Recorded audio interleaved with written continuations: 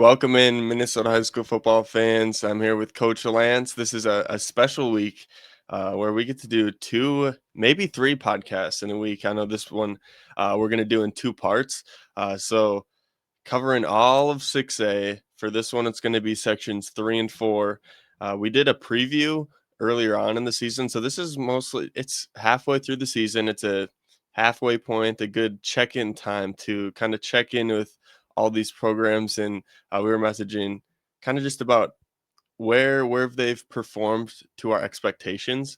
And yeah, so we'll be doing this. Part 2 will be out sometime later this week. And then we're recording this Monday. Tomorrow night, I'll be recording with Coach Wilkie doing the breakdown of every class, which has been going really well.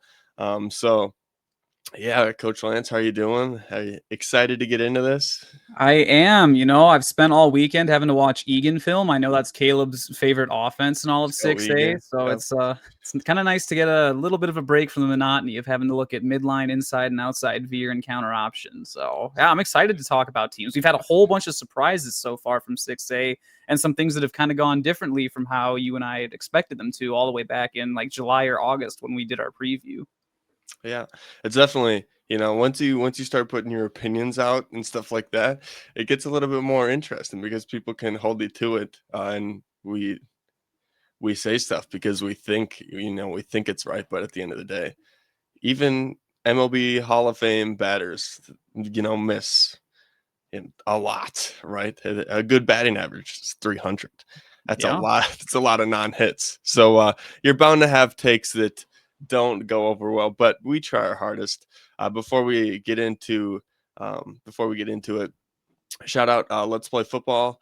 They're partnering with me and doing some work for them. They're doing some work for me. So it's been a really good deal that we've worked out, and I know the guys over there really got to know them over the past 6 months or so, and great guys, good content, and they got a lot of the same vision that we do of just giving people content. They're more of a they're officially recognized by the Minnesota High School League, so they're like official, yep. Whoa. And they do a lot of publications, stuff like that. They actually talk about our rankings in writing as well, which is interesting. I've read some of them. So yeah, shout out Let's Play Football. Thank them for working with us. It's much appreciated. But Coach Lance, without further ado, I'm gonna pop up your screen share here, and we're gonna get rolling. Bet. So, Caleb, you also put out something on Instagram on the MNHS Football Network account asking people for like their 6A, was it like hot takes or just like Totally opinions? forgot to mention that. Yes. So I put out something this morning, again, Monday morning about I don't know.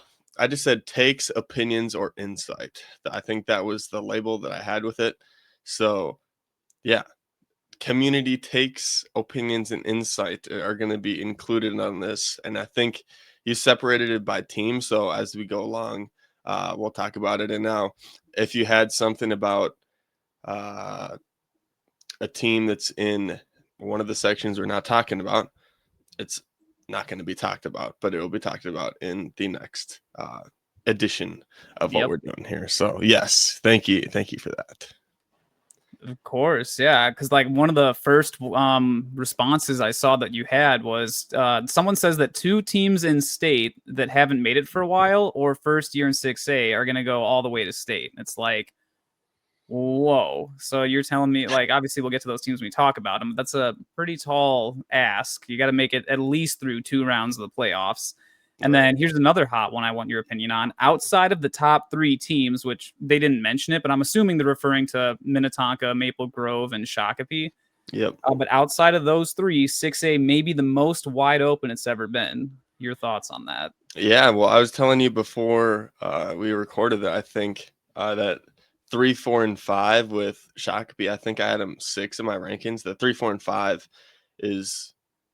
was a really tough spot for me to rank, and yeah, I settled I settled on what I posted, but at the same time, I think there's like a lot of truth to that because even Shakopee, like I saw them play Forest Lake, and um, that was in Bemidji before the season, but who knows what that matchup would be and who to win a head-to-head game between them. And it also goes into the Andover, the Centennial. Like Oh, there's so many teams that I would like to see play each other, but we don't get to see it in the regular season. So it's what playoffs are for. We get to see matchups of teams that uh, we don't usually get to see. So I would agree with that. I would say after the top two, uh, not top three, because I would put Shakopee in the larger group uh, mm-hmm. now, but um, I think it was the big three for most of the season so far. Yeah, but hey, that's kind of the fun thing, and that gets into our third comment, just kind of about 6A in general. It said 6A is not going to go as most people think, and I think week 4 especially really proved that. I mean, like we had two potential like pole position 1 seeds go down with Andover upsetting Centennial, and obviously the aforementioned Shakopee losing at home of all places to Rosemount. Like Yeah, I don't big think win. anyone had that. I definitely did not have that on my bingo card this week. So yeah. Yeah, uh, interesting stuff. I think that the Rosemount game was of a shocker to see, just because a lot of people pegged the big three. That's kind of what people were going into the season with: big three, big three, big three, and then one of the big three goes down. I think like for as much as I want to say there's a lot of unknown. If we're gonna get the 1 and 2, that's Maple Grove and Minnetonka on opposite sides of the state tournament bracket. And for as much as I want to say there's going to be, new teams or like fresh teams, I think we could very well be looking at, a collision course, two trains, going right at each other. And we Yep. might see it at US Bank, but, like Eden Prairie would disagree with me. There's a lot more teams that would disagree. Rosemount with the Shakopee winning. I bet Shakopee doesn't, even though they lost, it's not like they're not a good team anymore. Stuff like that. Force Lake in a weaker, weaker section where I don't know if we're able to tell how good, they are, just because like what's the best thing that we've had to measure them up with? Prior Lake. And that could Yeah. have been an L very easily based on how that went. So just stuff like that. All interesting stuff that makes high school football fun. For sure. Yeah. Well, those are the overall team, or I guess just like overall 6A comments. You ready to get into each team individually? Let's do it. Roll the slides. Yes, sir. We're going to start with section 3. So we'll just, I guess we're going by playoff section. So there's always that confusion of like playoff section versus like in season conference. So playoff section is just the Metro South in season conference plus Eastview. So first team up, we're going to talk about Caleb's favorite. Get it out of the way early. We're just going to go Egan. alphabetical order. It's the Eagan Wildcats. So here's just some of the stats of Eagan so far. They started off 1-3. Their lone win, I should say, is at home week 3 versus Eastview, and it wasn't by the most convincing margin. And then you can kind of see where they sit in terms of points per game, their defensive points allowed, and I guess the point differential. They're all pretty close to the bottom of 6A. I guess in hindsight, this is about where I think we both expected Eagan to be. They graduated a ton of their great seniors last year, and it just seems like, I mean, by no means have they had an easy first 4 games of the season, but I think they're right at about where we thought they would be. Yes, I think so too. I didn't expect a whole lot from Egan going into uh, this season. Shakopee, that's nobody's gonna discredit you for getting beat by Shakopee by a lot. But the Lakeville North one, I think, is an interesting one where I don't think Lakeville North is as good as I thought they were going to be, and getting goose egged by them, uh, letting up 17. I don't know. If you had to, let's do a little trivia. If you had to guess, if MN Football Hub is right, okay, because there's always the caveat that it might be wrong. How many passing yards does Eagan average per game?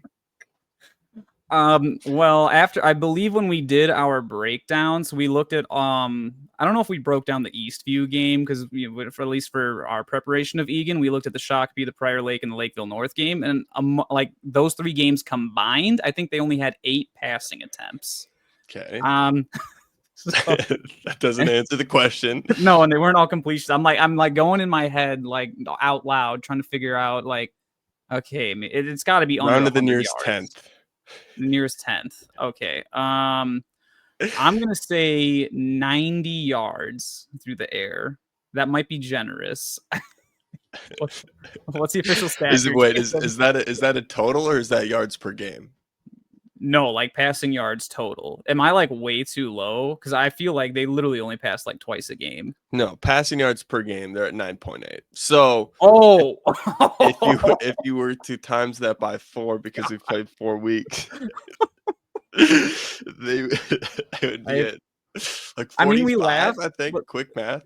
Just about, yeah, about just under 40 yards a game there. But I mean, like, again, like Eagan knows their style. They're a triple option flex bone, like, and their O-line is great at firing off out of their 4-point stances. They get just as good of a push as anyone in 6A up front, like, and they know their identity. If they don't have a quarterback like that can throw, it's not the a ball, number of they're bad at passing. It's just a matter of they don't pass. Kind of like Shakopee. I think Shakopee had like 40 passing attempts, 45 passing attempts all of last season. And they played more games than anybody and played at the bank, So it's just some of those that it's a weird. Some high school offenses can get away with, not passing the ball a whole heck of a lot. It's all about just tailoring your system to the talents that the students you have in your building bring to the table. Like when I was going in high school, I had a coach that's like, no, we're doing a spread offense. I don't care if we have the kids for it. We will be a spread. And I mean, we sucked. We never had a winning season. Like, I don't think we've ever even had a winning season in my high school's history. But yeah, like you can't really have that approach when coaching. So I at least give Eagan credit there when it comes to like knowing what you have to work with and highlighting the strengths of your kids, as opposed to like, hey, I'm Eagan, I'm going to run a pistol spread offense, like air raid, like Rochester, Mayo, or Anoka. I don't think that would go well for the Wildcats. As a spread guy, I think it's easier to run. I feel like you can run. I don't know where I'm trying to go with this, but I feel like you can run a spread offense with bigger guys, like more powerful guys, but you wouldn't be able to do the opposite. You know what I mean? I don't know if that makes sense, but it makes sense in my head. And that's kind of why I err towards more of a spread. I don't like no tight ends, all right? I'm not that guy, a tight end, an H-back, but not the 3 running back double wing, like not a fan, but hey, it works for them. And as long as their coaches like it, that's all that matters, right? Absolutely. Well, I mean, think about it. 3 out of you take away Eagan, the other 3 flexbone teams in 6A, Centennial, Shakopee, and Rosemount, 2 of which we'll get into today, are doing pretty good for themselves so far this season. Yeah. And I guess the only other thing to add, so I did put on the far right side of the graphic the projected playoff seed that I have for each team. And I do think Eagan is going to finish with the 7th seed of Section 3. I guess for those that don't know, like it's not random seeding in playoffs in 6A. They take the 8 teams in each section and rank them 1 through 8. So like that's why like both Shakopee and Rosemount can't be a 1 seed because they're in the same section. Someone has to be a 1, someone has to be a 2. With that being said, Eagan is definitely going to be the 7th seed because they already lost to Lakeville North, who isn't doing so hot themselves either. And, sure, they still have Farmington on the board, but I don't see Eagan winning that game either. I don't know about you, Caleb. I don't know if I see Eagan winning any of their last 4 games. What, the schedule's at the bottom there? Yes, sir. Yeah, no. Rogers is an interesting team that maybe could. I think Farmington's record's better than the team that they are. So those 2, I'd maybe give them a fighting chance, but South and Rosemount. No. Yeah. I definitely get that same, but you never know. We're gonna prepare for Eagan just the same as we prepare for any of the teams that we've played thus far. So I'm not gonna just say like, oh, Lakeville South gonna win homecoming versus Eagan already. We got to go out there Friday night and get it done on the field first. I'll say it. I can say because I'm not connected with anything. This is true. All right. Well, we just talked about Farmington a little bit, and I believe they are the next team. No, my bad. I forgot. There's a maroon team hidden in between, the Eastview Lightning. And I think someone had a hot take about Eastview. They said Eastview has a top 5 skill position group on offense. Your thoughts on that, Caleb? Well, Eastview was one of the teams that I got to see at Bemidji.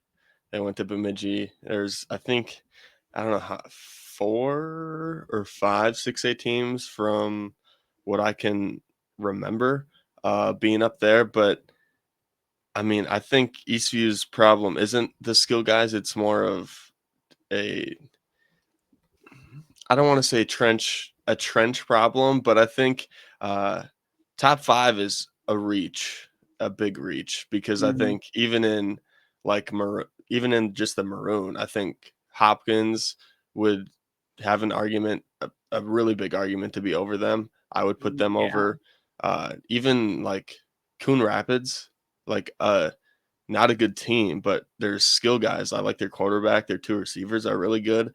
I've seen them in 7-on-7s, but some of this, like, you can have good skill guys, but sometimes it doesn't translate to success. Just ask, like, why is that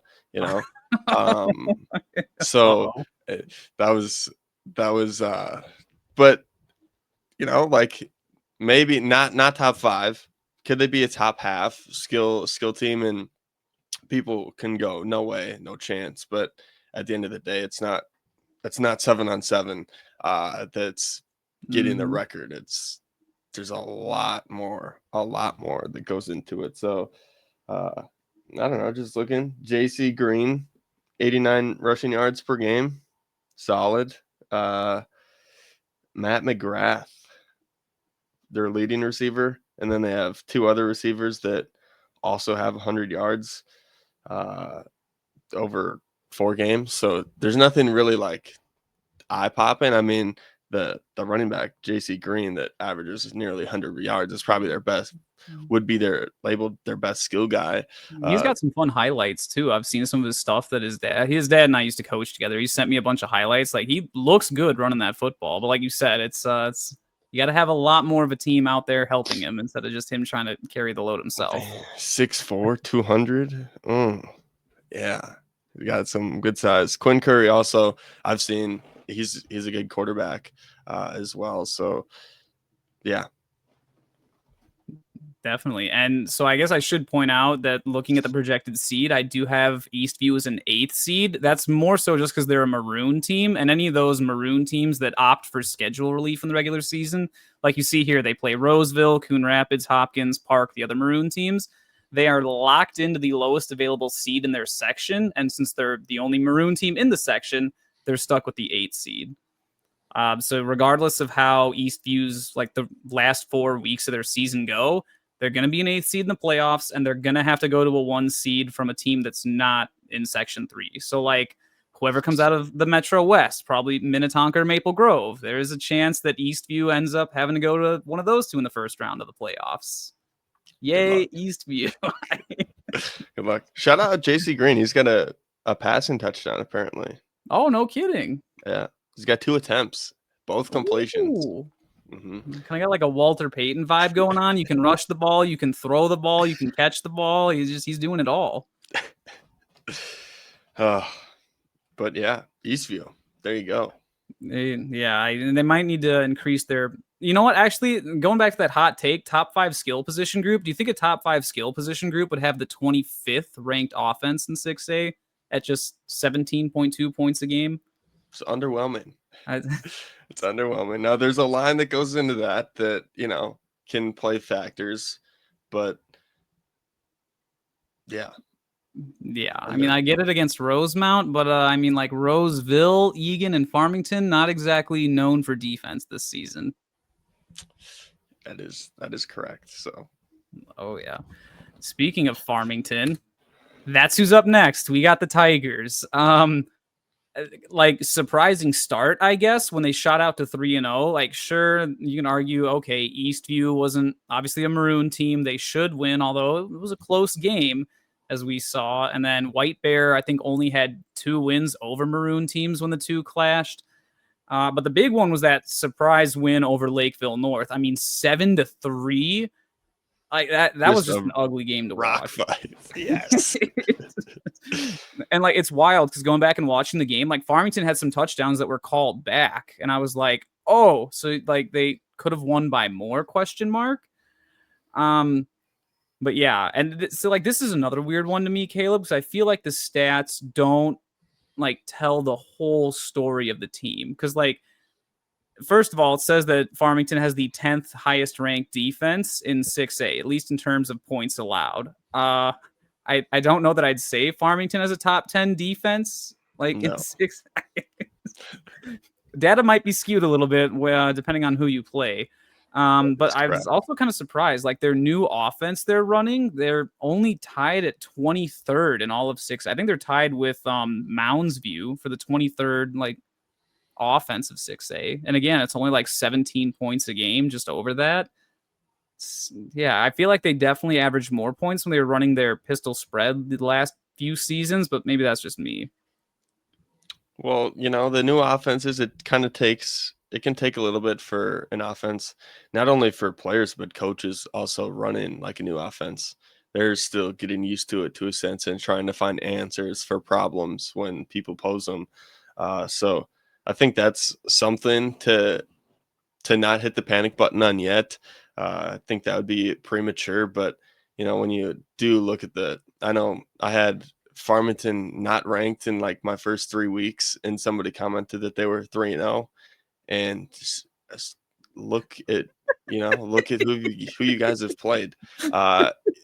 No, I'm not trying to take jabs at like anybody, but beating Eastview in the fashion that they did, it's not an impressive win. At home too. Lakeville North 7-3. Not an impressive win. And White Bear, I think, is an interesting team, a confusing team for me. At a decent, like I remember last season they played Forest Lake tough, so I think they can play up to their opponents in some cases, but it's not that. I think White Bear is like a really good team. I think in my rankings, the highest they've been is in like maybe 20 or 18. Like that's the highest they've been. So even that, it's not like a super quality win. And then the buzzsaw of Lakeville South gets them when I put them at 3-0, because like you did win 3 games, and that shouldn't be like shunned upon. Like it, you had to win 3 games no matter who it was. You have to execute and do all that. So I'm not trying to dog on them, but at the same time, it would be not right for me to just say, oh, 3-0, this is a top 5 team because of the record. That's not how it works. I like looking at how your record says you are, not just, taking the record for what it is and saying 3-0, because anybody can sort by records. That's an easy thing, but yeah, I fully agree. And I mean, you look at that slew of games they have weeks 5 through 8. I mean, you got Rosemount, Shakopee, and Prior Lake. I imagine that. I think the Rosemount game is actually Farmington's homecoming. I don't know who decided to schedule that, but I guess Farmington's getting blown out on their homecoming. So, yeah, and the spoiler alert, I guess. But oh boy, yeah, that defensive rating of 10th in 6A is definitely going to take a bit of a plummet.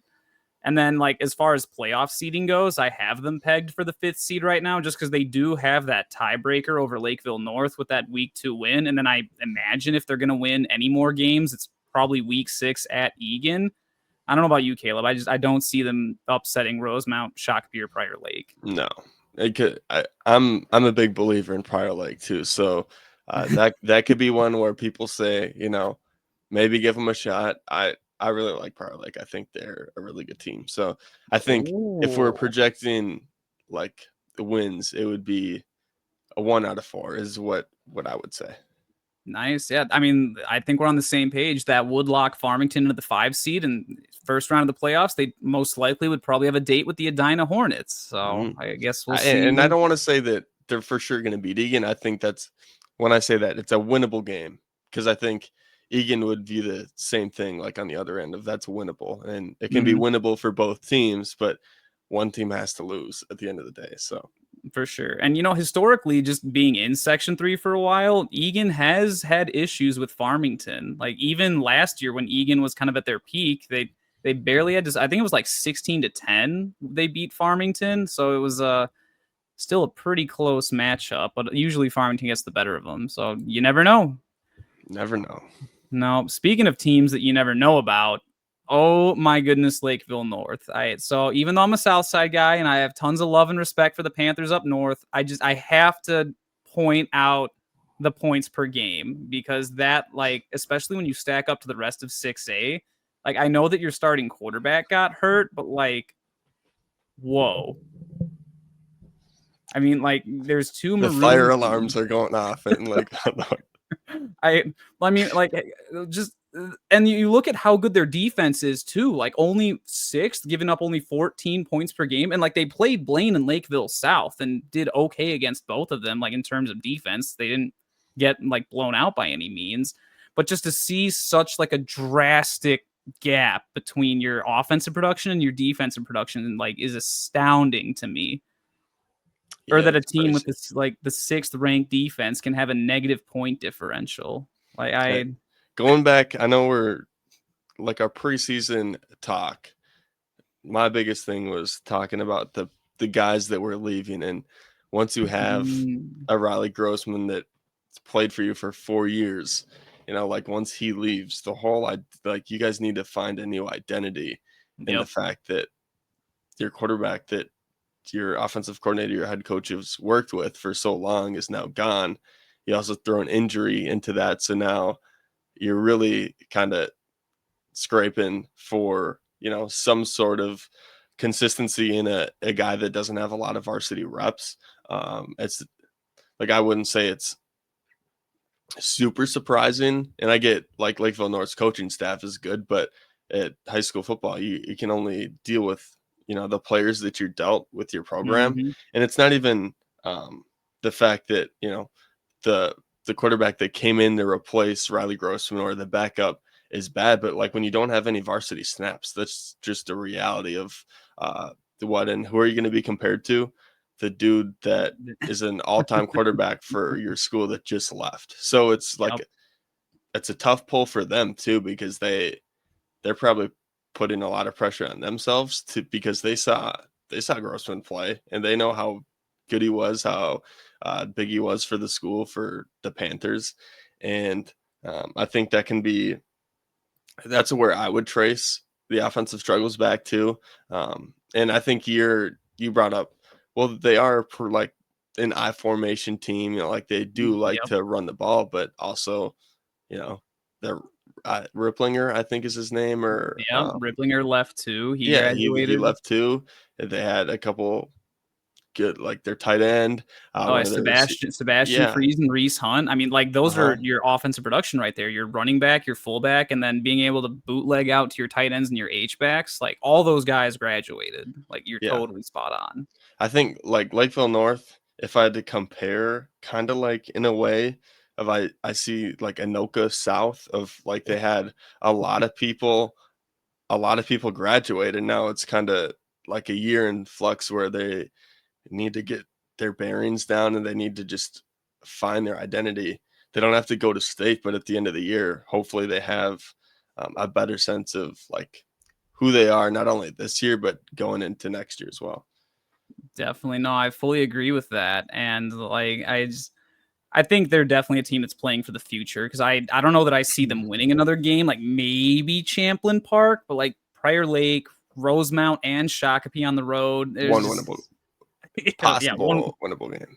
I mean with that, I'd say that Lakeville North has definitely performed under where I expected them to. I did not expect them to start 1-3, especially like I thought they'd start 3-1. I thought they were going to beat Blaine. I thought they'd beat Farmington and Eagan. Obviously, you still expect they would lose to South because I think we had the better team this year than they did. but like to be 1-3 with that tough slew of games, weeks 5 through 8. I mean, I'm pretty much locking them into the 6th seed because they have that tiebreaker win over Eagan, but the loss to Farmington, so they're like right in the middle of those two. That's the lower half of Section 3 is pretty much locked into place for playoffs.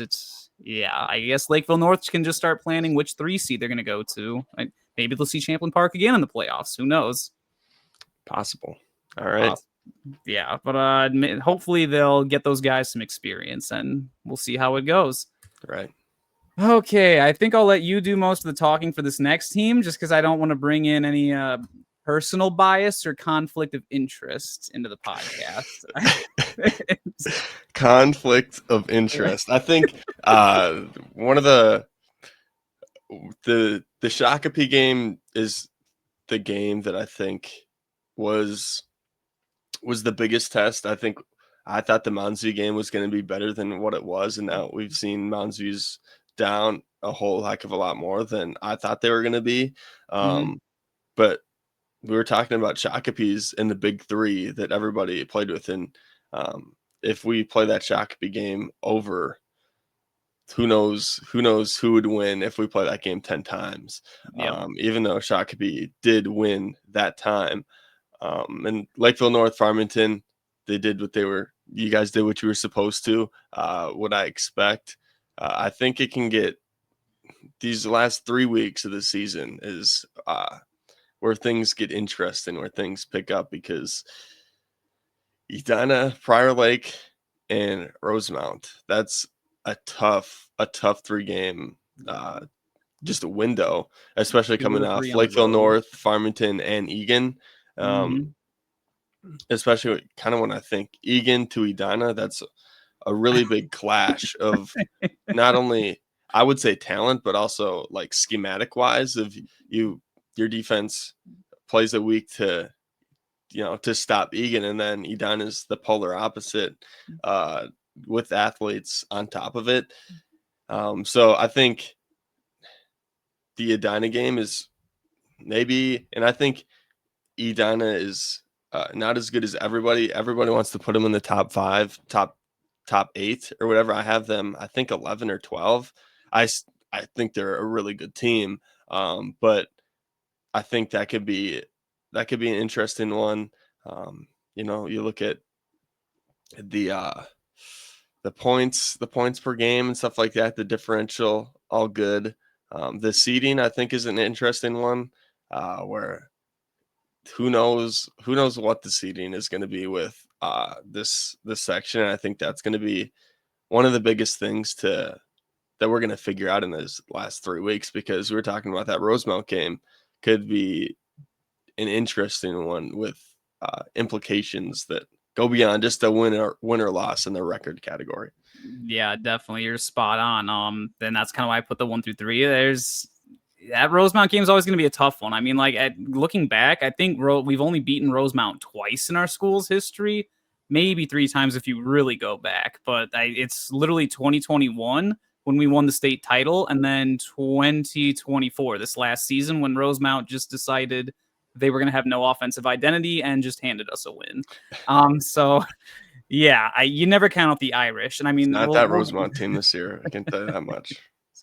Yeah, we'll get to Rosemount here in a minute, but yeah, I'm pretty satisfied with how the teams performed thus far. We had a really solid win versus Mounds View. Played Shakopee tough. We made a ton of mistakes. Shako made mistakes, and we just didn't capitalize on a bunch of them. But we learned a lot from that game.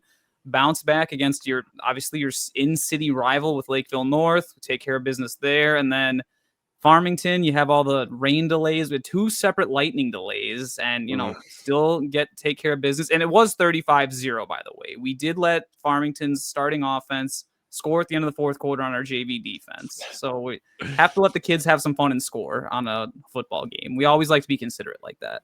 Yes. I think going back to the Shakopee game, I just want to say it's interesting when 2 really good teams play each other at the start of the season, because like teams grow, teams develop, teams get better, and they also just change. Like the Shakopee team is going to be different from week 2 than if Lakeville South runs into them in the playoffs or just in general. Like when you look back at that game, when we're in, October and you look like they're going to be a way different team. And that also goes for Lakeville South of things are changing. So judging based on box scores from a while ago is a little bit dangerous territory, but I think the two teams are really talented, and that's basically what you can take away from that game.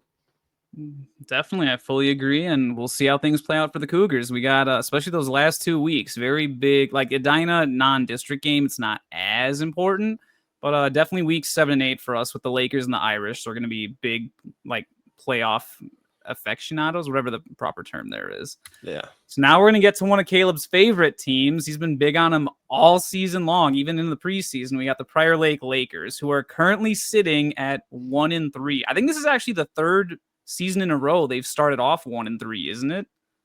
I wouldn't be able to second that, but I want to say yes, because they beat Forest Lake week 1 the last 2 years, and then they proceeded to lose to Minnetonka, Shakopee, and Eden Prairie the next 3 games. By no means is it like, oh, what are you doing losing those games? Like, it doesn't get much tougher than that, but so understandable. But yeah, I feel like it's a little bit different quality of opponent this year. I mean, they still are playing good teams, but it's not like the same Western Conference gauntlet that they're accustomed to these last few seasons. Yeah. I think I'm probably the biggest Prior Lake person outside of anybody in Prior Lake. Well, when you think about like Forest Lake, everybody thinks this team is legit, and Prior Lake is basically, if you think Forest Lake's legit, you have to think that Prior Lake is legit. If you don't, then you shouldn't have Forest Lake as high as you do it. Like, so for my rankings, I have Forest Lake 3, and a part of that is because I think Prior Lake's also a really good team. If I thought Prior Lake was not as good, I look at Forest Lake's schedule and I go, you barely beat a bad Prior Lake team and an Anoka team that's down 2. So I like Prior Lake this year, and I think, like I've said in many, there's ways that Prior Lake could have won that Forest Lake game. And how does that change the way we look at this team if they do beat a Forest Lake team that everybody's been saying has a chance to go to state? So I think that could, those one score games, and then you look at a Rosemount game that came down to 4 points as well. That I don't know, they always find themselves around 500. They're really good at it. But I think this is a case again where this team is better than whatever you think it is. And I've tried to advocate for them in multiple texts to you about just like I think Prior Lake is a legit team. Just ask Forest Lake. Ask anybody that played Prior Lake, like the coaches, the players. I think you'll get an answer that they think Prior Lake is good as well because they've experienced it and they've played against it. So good quarterback, they got weapons everywhere, and the offense doesn't like jump out at you when you look at points per game and stuff like that. But Forest Lake, I think they moved the ball really well on them, although they scored, not like a ton of points. And then Minnetonka, like nobody's gonna score a lot on Minnetonka this year. No, not this season. Hey, 35 on Eagan, that's 30 plus points on a below average team that is kind of, it's a little closer, than what, but I think when I think about it, it's like Prior Lake always likes to keep things somewhat close, no matter if they play a really good team or a really bad team.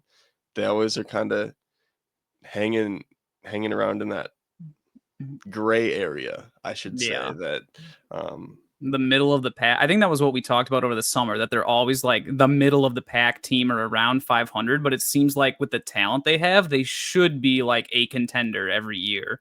But I mean, like, even just looking at the points per game, the defensive points per game, and the point differential, like, it's all slightly below middle of the pack. Like, kind of where you typically expect Prior Lake to be hanging around. So it's like, what's keeping this team from like, I feel like this should be a team that should be able to beat a Forest Lake or a Rosemount. This is a team that should be able to compete with Minnetonka for all 4 quarters of the game. Like, I don't know. I guess that's where I kind of stand on Prior Lake. Like, obviously I'm not going to jinx anything and be like, oh, Prior Lake bad or anything. Because, you do see down there's that week 7 matchup. I'm not trying to jinx anything or cause any beef.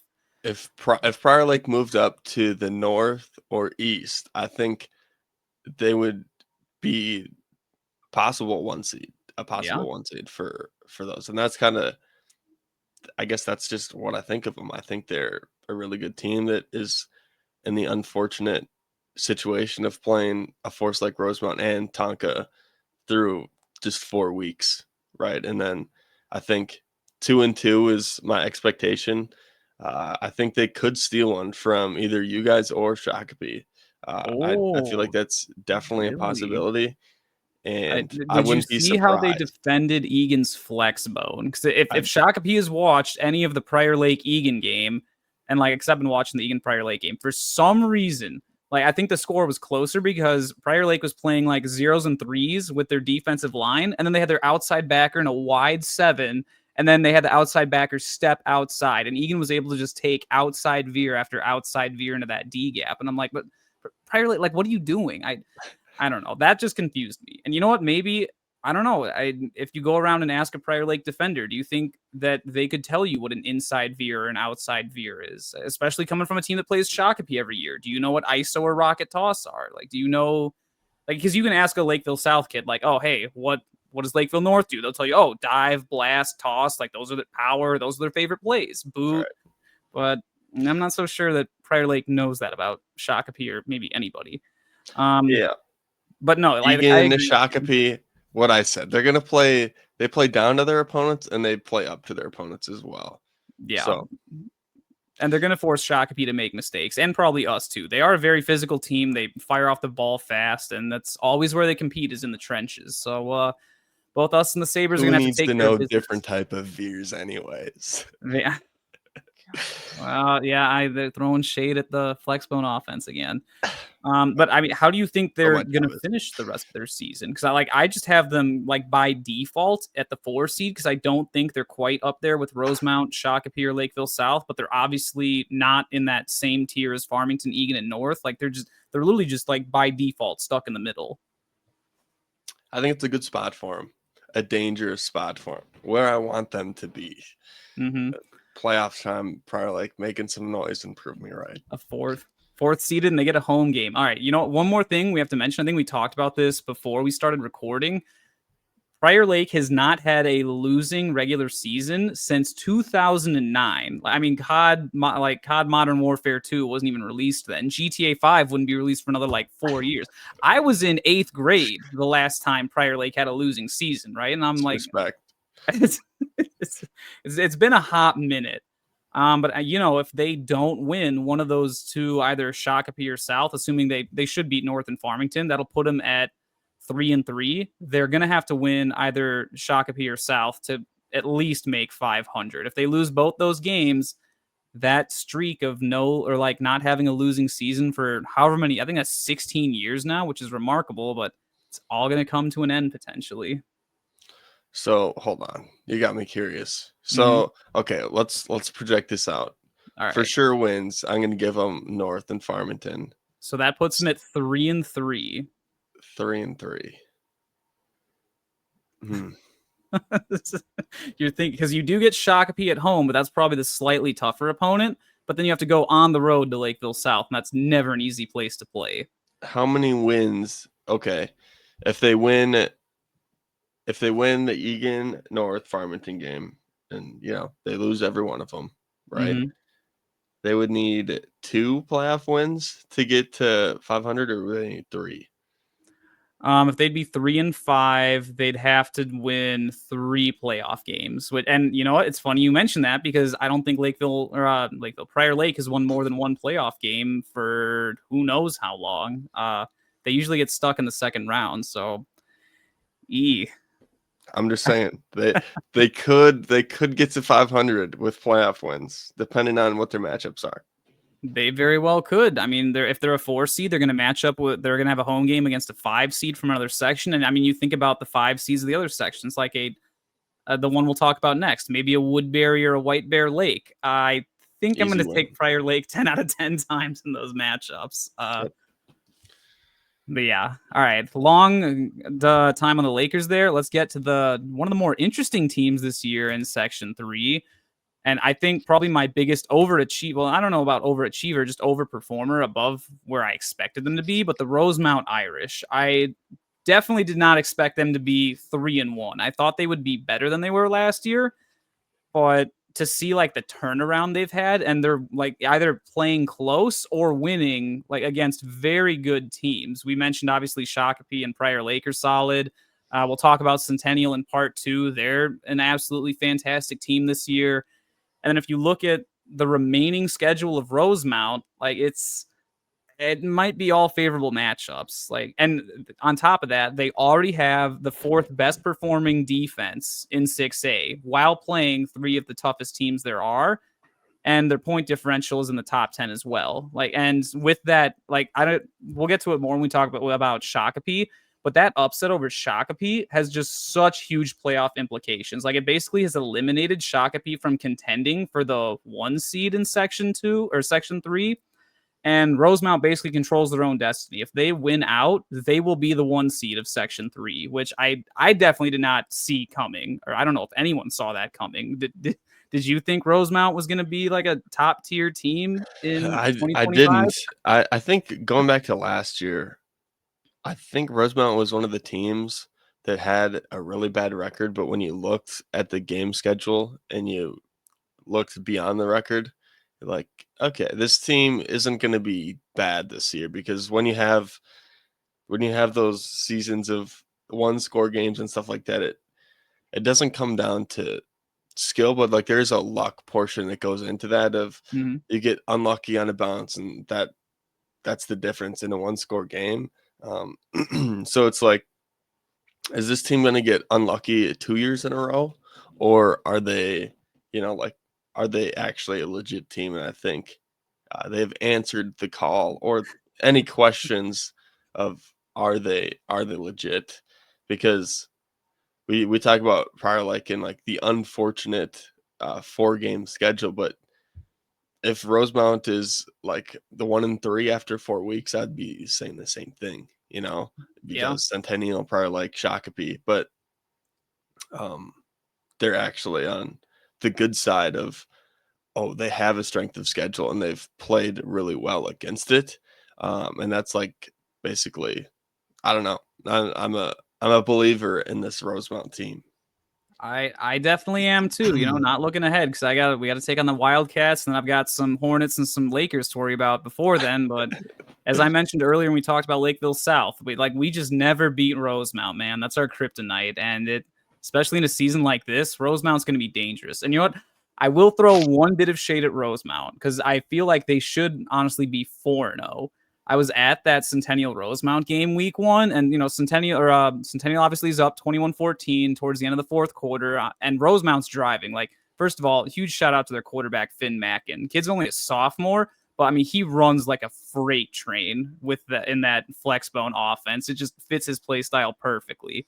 But he's just driving them down the field. They're all the way at like their 40-yard line or something, and then for no reason at all, they switch out of their new flexbone offense and put in an empty like personnel spread offense. And so I was sitting like on the Rosemount side behind their bench, and one of their kids in the huddle goes, "But coach, we haven't practiced trips yet." And I'm like, "Oh God, this cannot be about to happen."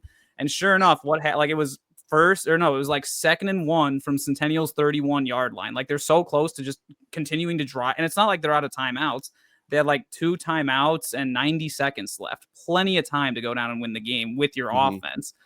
But no, instead, they throw an incompletion, 3rd and 1.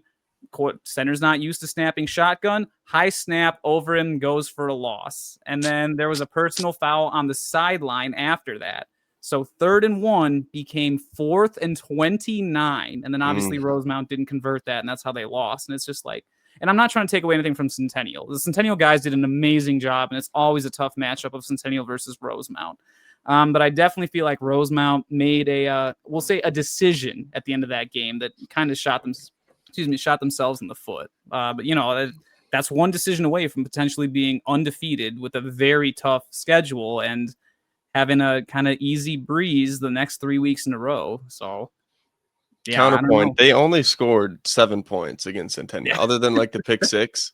that is And true. I think that wasn't that like a 2-minute drill at like halftime that Centennial doesn't, like Yep. Centennial doesn't pass a whole heck of a lot. So when you're in a 2-minute drill and a pick Oh, six don't do happens, Isaac like that, Caleb. He's a good no, quarterback, no, right? he's a great quarterback. It's not a matter of like him, but it's just a Mhm. matter of when you put an offense like that and you tell him to go, and now the Go run a quarterback's spread. feeling a sense of pressure, not even spread, but just like passing out of your base formations, Yeah. like it's just something that the quarterback, like Isaac, is a really good quarterback. And we're talking about quarterback rankings. He wasn't in my top 10, but I think he definitely has an argument to be in the top 10 for right now. So it's Mhm. not any shade against him, but it's just the fact that I think Centennial had it looks better for Rosemount, just because that and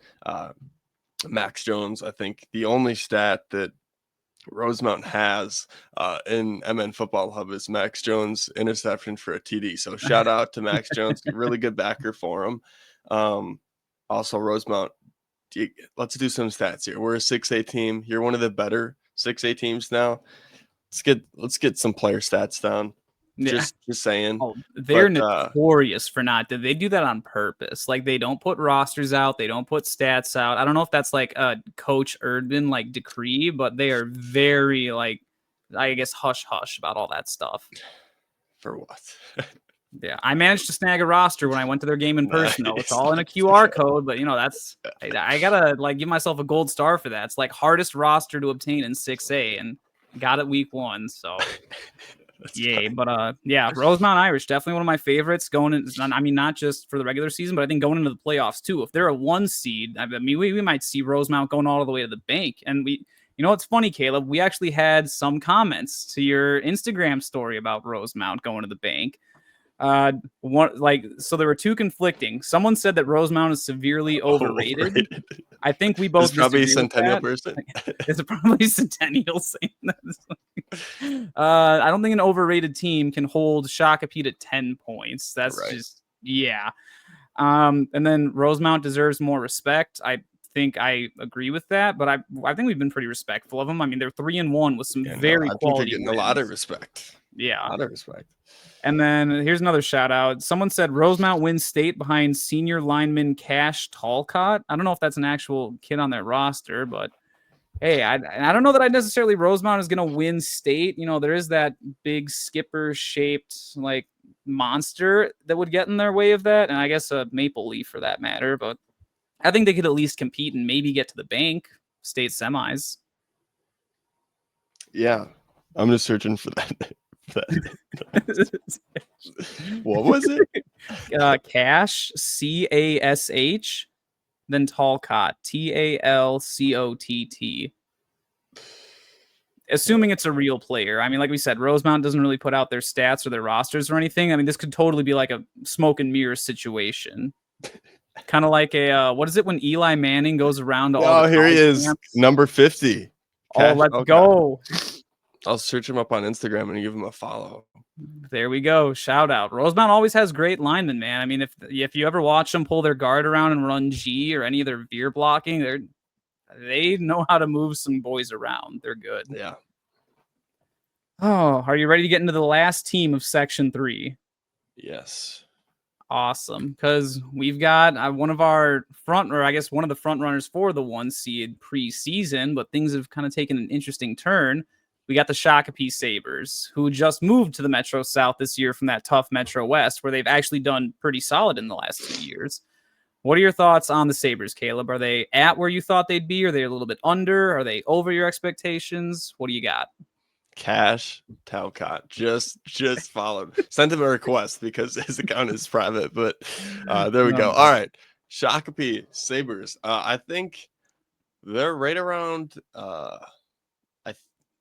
I mean, if we think Rosemount is legit, which I think so, I think they're right around. I said big big three. They were in my big three for the first 4 weeks. But when we look at the Rosemount team and we break it down and give Rosemount the respect that they deserve, I think it would be unfair to say just because they lost one game, and even if they lose two to Lakeville South, we mentioned it was a close game, could go either way. Um, if they're 2-2 with the scores how they are, you're saying yes, this team is still performing to what my expectation was of them coming in. Mhm. Especially, like they had the Forsberg move into running back and playing a Oh different yeah. position in their offense, new quarterback going in there, which we talked about. Everybody knows Shakopee's offense, like having a new quarterback in isn't as much of a, you know, issue when you pass the ball 40 times, but it still is something that there's a lot of decision making and like read plays that need to go on in their Definitely. offense. Just So ask it's Eagan about that. right. So it's so it's not that it's something to swipe underneath the rug, but I think definitely they are the Stillwater game is it like they handled Stillwater. That was when Stillwater was like fully healthy. Stillwater is going to be the team that's challenging Forest Lake, so that tells you a dominant performance there kind of solidifies them, and I think it's the section that is going to make them seed worse than they are, because I think again another team that could be battling for one seed depending on which section they're in, but they happen to be in Rosemount, Lakeville South, a section that's pretty loaded. Yep.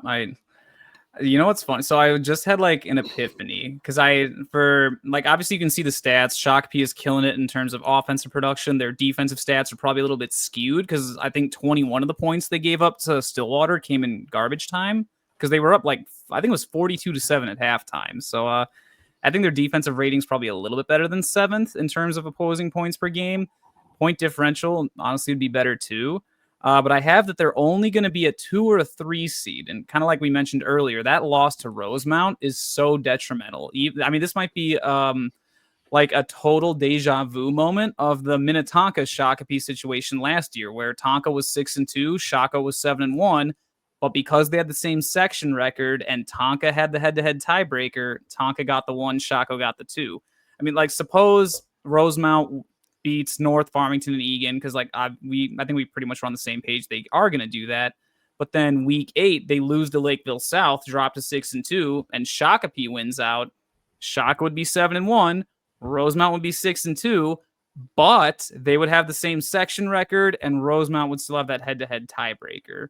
So, I mean, the only way Shako gets back to being the 1 seed is if North, Farmington, or Eagan somehow manage to upset Rosemount, and I don't see that happening this year. They're at 28 passing attempts through 4 weeks, which puts them on pace to have like, if they only played 8 games, it'd be like 15 more passing attempts. And I think everybody expects them to be playing into the 10s, 11s, 12s, that range. So yeah, they got some good playmakers over there. Oh, that they Definitely do. a top 5 in 6A. Definitely. I mean, their quarterback, it was really good throwing the ball this year too. He's not as much of like a runner as Judah Jake Forsberg is. Courts. Jake Courts, yeah, he throws some nice balls, man. I mean, against Eagan, he was like, to start off, he was 3 for 3 for 3 touchdowns or something like that. Or it was 3 for 4 because they had that one incompletion on the weird mesh play they called in the first drive. But after that, I mean, they're just scoring at will on waggle and PA post wheel. Like that, Eagan had no business trying to defend that. But like, yeah, I don't know. It's such a bummer that Rosemount lost because now Shakopee is pretty much locked into a 2 or 3 seed instead of a 1 seed. And I think everyone kind of thought that, hey, the Sabres are pretty much going to win this section this season. And it's after that Rosemount loss, I just don't see any likely possibility of that happening now. But I mean, like, even going to their weeks 5 through 8 games, do you think they're going to lose any of those? Like, yeah. PL. Yeah, I guess that's the one trap game. That's the only game that I could see them slipping and stumbling. But even that, I would go into it expecting Shakopee to win that game, and I would be pleasantly surprised if Prior Lake, upsets. Not because I don't like Shakopee, but because like I said, I think Prior Lake's a better team. So if they prove me right, good for me. For sure. Hey, maybe we need to be cheering on the Lakers to beat Shakopee, because if Prior Lake upsets Shakopee and Lakeville South wins out and beats Rosemount, then Lakeville South is back up at the 1 seed. So, hey, maybe let's go Lakers week 6. And like I said earlier, start putting out flyers. We will teach Prior Lake what veer is, and they will stop it. Although I think I did a breakdown live stream of the Prior Lake Shako game last year. Shako just kept running ISO against Prior Lake, and they just would not stop it. So you never know how that's going to go. But yeah, that like pretty much you mentioned, the 1 seed, just based on what you look at, is almost, you look at Rosemount's schedule, and if they lose, even if they drop 1, they still have head-to-head over Shakopee. So yep. So I guess yay Shak, but I'm sure like any 1 seed that Shakopee matches, I suppose they were a 2. I actually, what's funny about that? I was texting a buddy from Minnetonka. So if Shakopee was the 2 seed of Section 3, the 3 brackets that would likely be chosen from this season all have Shakopee meeting up with the 1 seed out of Section 6 in the 3rd round of the playoffs, which I think we're pretty locked in on Minnetonka being that team. So yay Sabers, you get another date with the Skippers. Hey. But hey, maybe they definitely want that. I know Coach Benton probably wants to get back at the Skippers after last season. That was the one game that Shakopee lost in the regular season, and it ended up having major playoff implications for them. So maybe they'll get back after it. A little bit of revenge. Yep. Oh, but yeah, that pretty much rounds out Section 3. Now we're on to Section 4. So moving into the Metro East, plus our buddies over at Roseville and Park Cottage Grove. And Caleb, this is your home section. We got to talk about your Rangers in a little bit. Let's do it. And I don't have to be politically correct about anything, because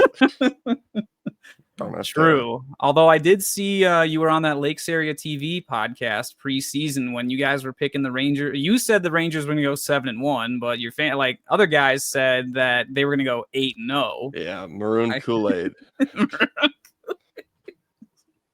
Maroon Kool-Aid. Ranger Kool-Aid. But they announce for the team, and I think everybody that announces think that their team is going to do way better than what they actually might go.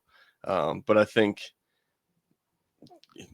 who knows, Forest Lake could be on that track. But yeah, no, I fully agree with you. I don't know if you've ever hopped on STMA live on YouTube, but they're pretty biased on their live stream, and I don't see STMA winning a 6A state title anytime soon. So there's that. But before we get to your Rangers, there is one more team that I think has been kind of, I don't necessarily want to say an underperformer in our eyes, but it is kind of disappointing the way things have played out for them. It's the Eastridge Raptors. Because preseason, we both said hey, you should still be afraid of the Birds. They're the dark horse, right? Especially for Section 4. They could be a team that, sure, they probably won't beat Minnetonka, but then the rest of that schedule was all very winnable for them. But things have not quite played out. Sure, you have wins over 2 Maroon teams, and then a White Bear team that's only beat a very close win over a White Bear team that's only beaten 2 Maroon teams. So it's, I don't know, Caleb, what do you make of these Eastridge Raptors halfway through the season?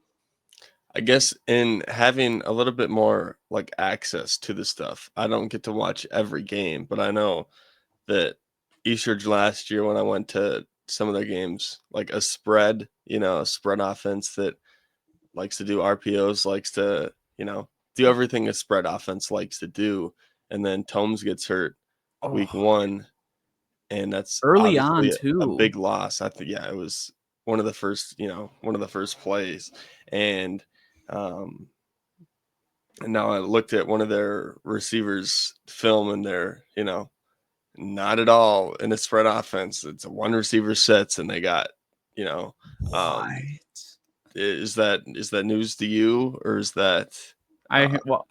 Eastridge is not on our schedule. I haven't had a chance to watch much of the Raptors film. I did watch their game versus Minnetonka, but I haven't seen anything since then. But, I mean, it doesn't surprise me. Coach Fritzy over there is like an offensive guru. So, I mean, he can probably whip together any scheme that works with the kids that he has. But, oh my goodness, they're running a run-heavy scheme.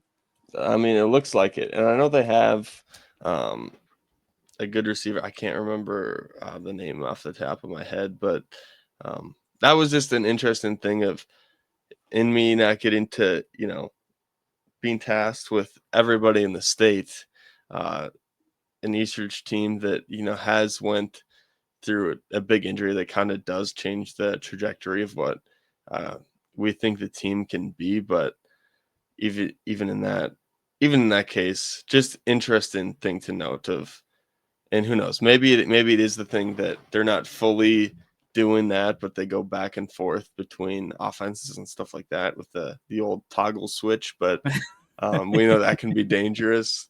Yeah, just ask So Rosemount last year. yeah, or Rosemount versus Centennial for that matter. interesting. Projected seed 3.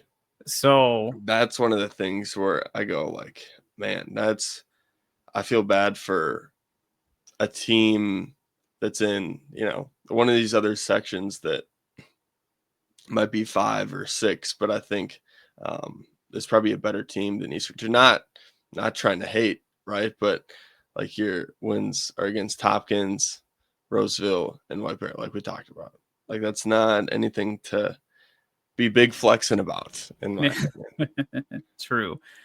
So I guess, so going off of the 3 seed, I kind of pegged them at that spot because they already have a tiebreaker over White Bear Lake. And I mean, I don't know if Woodbury's all that good. And we'll get to Moundsview here in a minute, but I think Woodbury and Moundsview are 2 winnable games. And then I don't see Eastridge being able to beat Forest Lake or Stillwater. So I kind of like by default just dropped them into that 3 seed. They might only be like a 4-4 3 seed, but it's kind of where they'll land. What do you think about that? Yeah, I mean, I think it's going to be a quick playoff exit if I had to guess. Maybe, I mean, who knows? I mean, Right. Prove me wrong and laugh in let my me face. put this out here to you. So suppose that they were the 3 seed, they would have a home game against either like Lakeville North, STMA, or like a Rogers or Anoka type team. Do you see Eastridge losing any of those 3? They could get out of round 1. They could get out of round 1.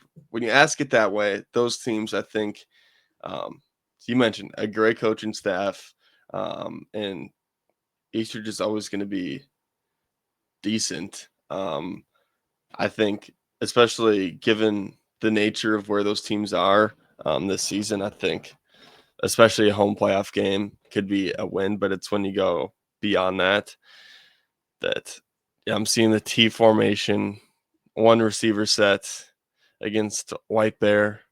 Whoa, wing T. 3 running backs back there in the backfield with their hand in the dirt. And I never thought I'd see the day that Coach Fritzy goes from like a West Coast spread system to a wing T. it's a drastic shift. That's why I wanted to see if like you had any info on it or whatever. No. I mean, I do pull every 6A game from the pool, and I have like a little vault in our huddle where I store everything, but I have not had a chance to like sit down and watch Eastridge's weeks 2 through 4 games, but I might have to go watch that White Bear game now, see what this wing T is that they've got going on over there. Yeah, I mean, Leo Stalsberg, the 11th grader, is filling in for Tomes, and he's put up some decent passing film against White Bear with 1 receiver, and that's Akeed Ali.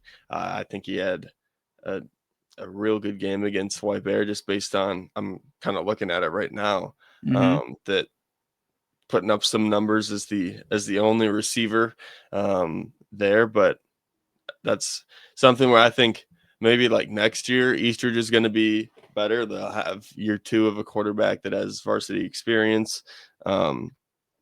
Who knows? It'll be interesting to see what their offense is next year, if they were just patching whatever together. But that's, again, a drastic shift. But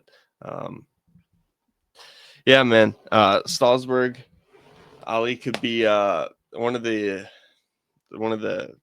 more dangerous connections, at least in the section. It's kind of getting going this year, but we could see it come to fruition next year as a good duo. For sure. Would you say that, because this was one of the comments we got from the Instagram story, that Ali is a top 5 wide receiver in 6A? Would you go that far? Or I could would you not go name? that far, and I Okay. haven't seen him. I've only seen him in huddle, so I like to see people in person. Like in a game on the sideline, just to it tells you a lot more than like huddle film and stuff like that. But Mm-hmm. um, I think definitely like a potential to be one of a dude at receiver in Minnesota, but now it's just a matter of um, like what offense is he going to be in, and True. also I'd like to see him in person before I'd crown him like a top receiver in Minnesota. But yeah, Definitely. Yeah. I guess. Well, all right. You know what? I just thought of the funniest playoff scenario for Eastridge. So there's a few implications with Section 6. Suppose that STMA somehow upsets Moorhead whenever they play up at Moorhead. I think it might be like week 6 or 7, but suppose STMA upsets Moorhead. Moorhead would drop to the 6th seed. Suppose that Moorhead goes to Eastridge, Jet Feeney returns, and then Eastridge has to host a Jet Feeney vitalized Moorhead Spuds. That would be something. that would be something. That definitely would be something.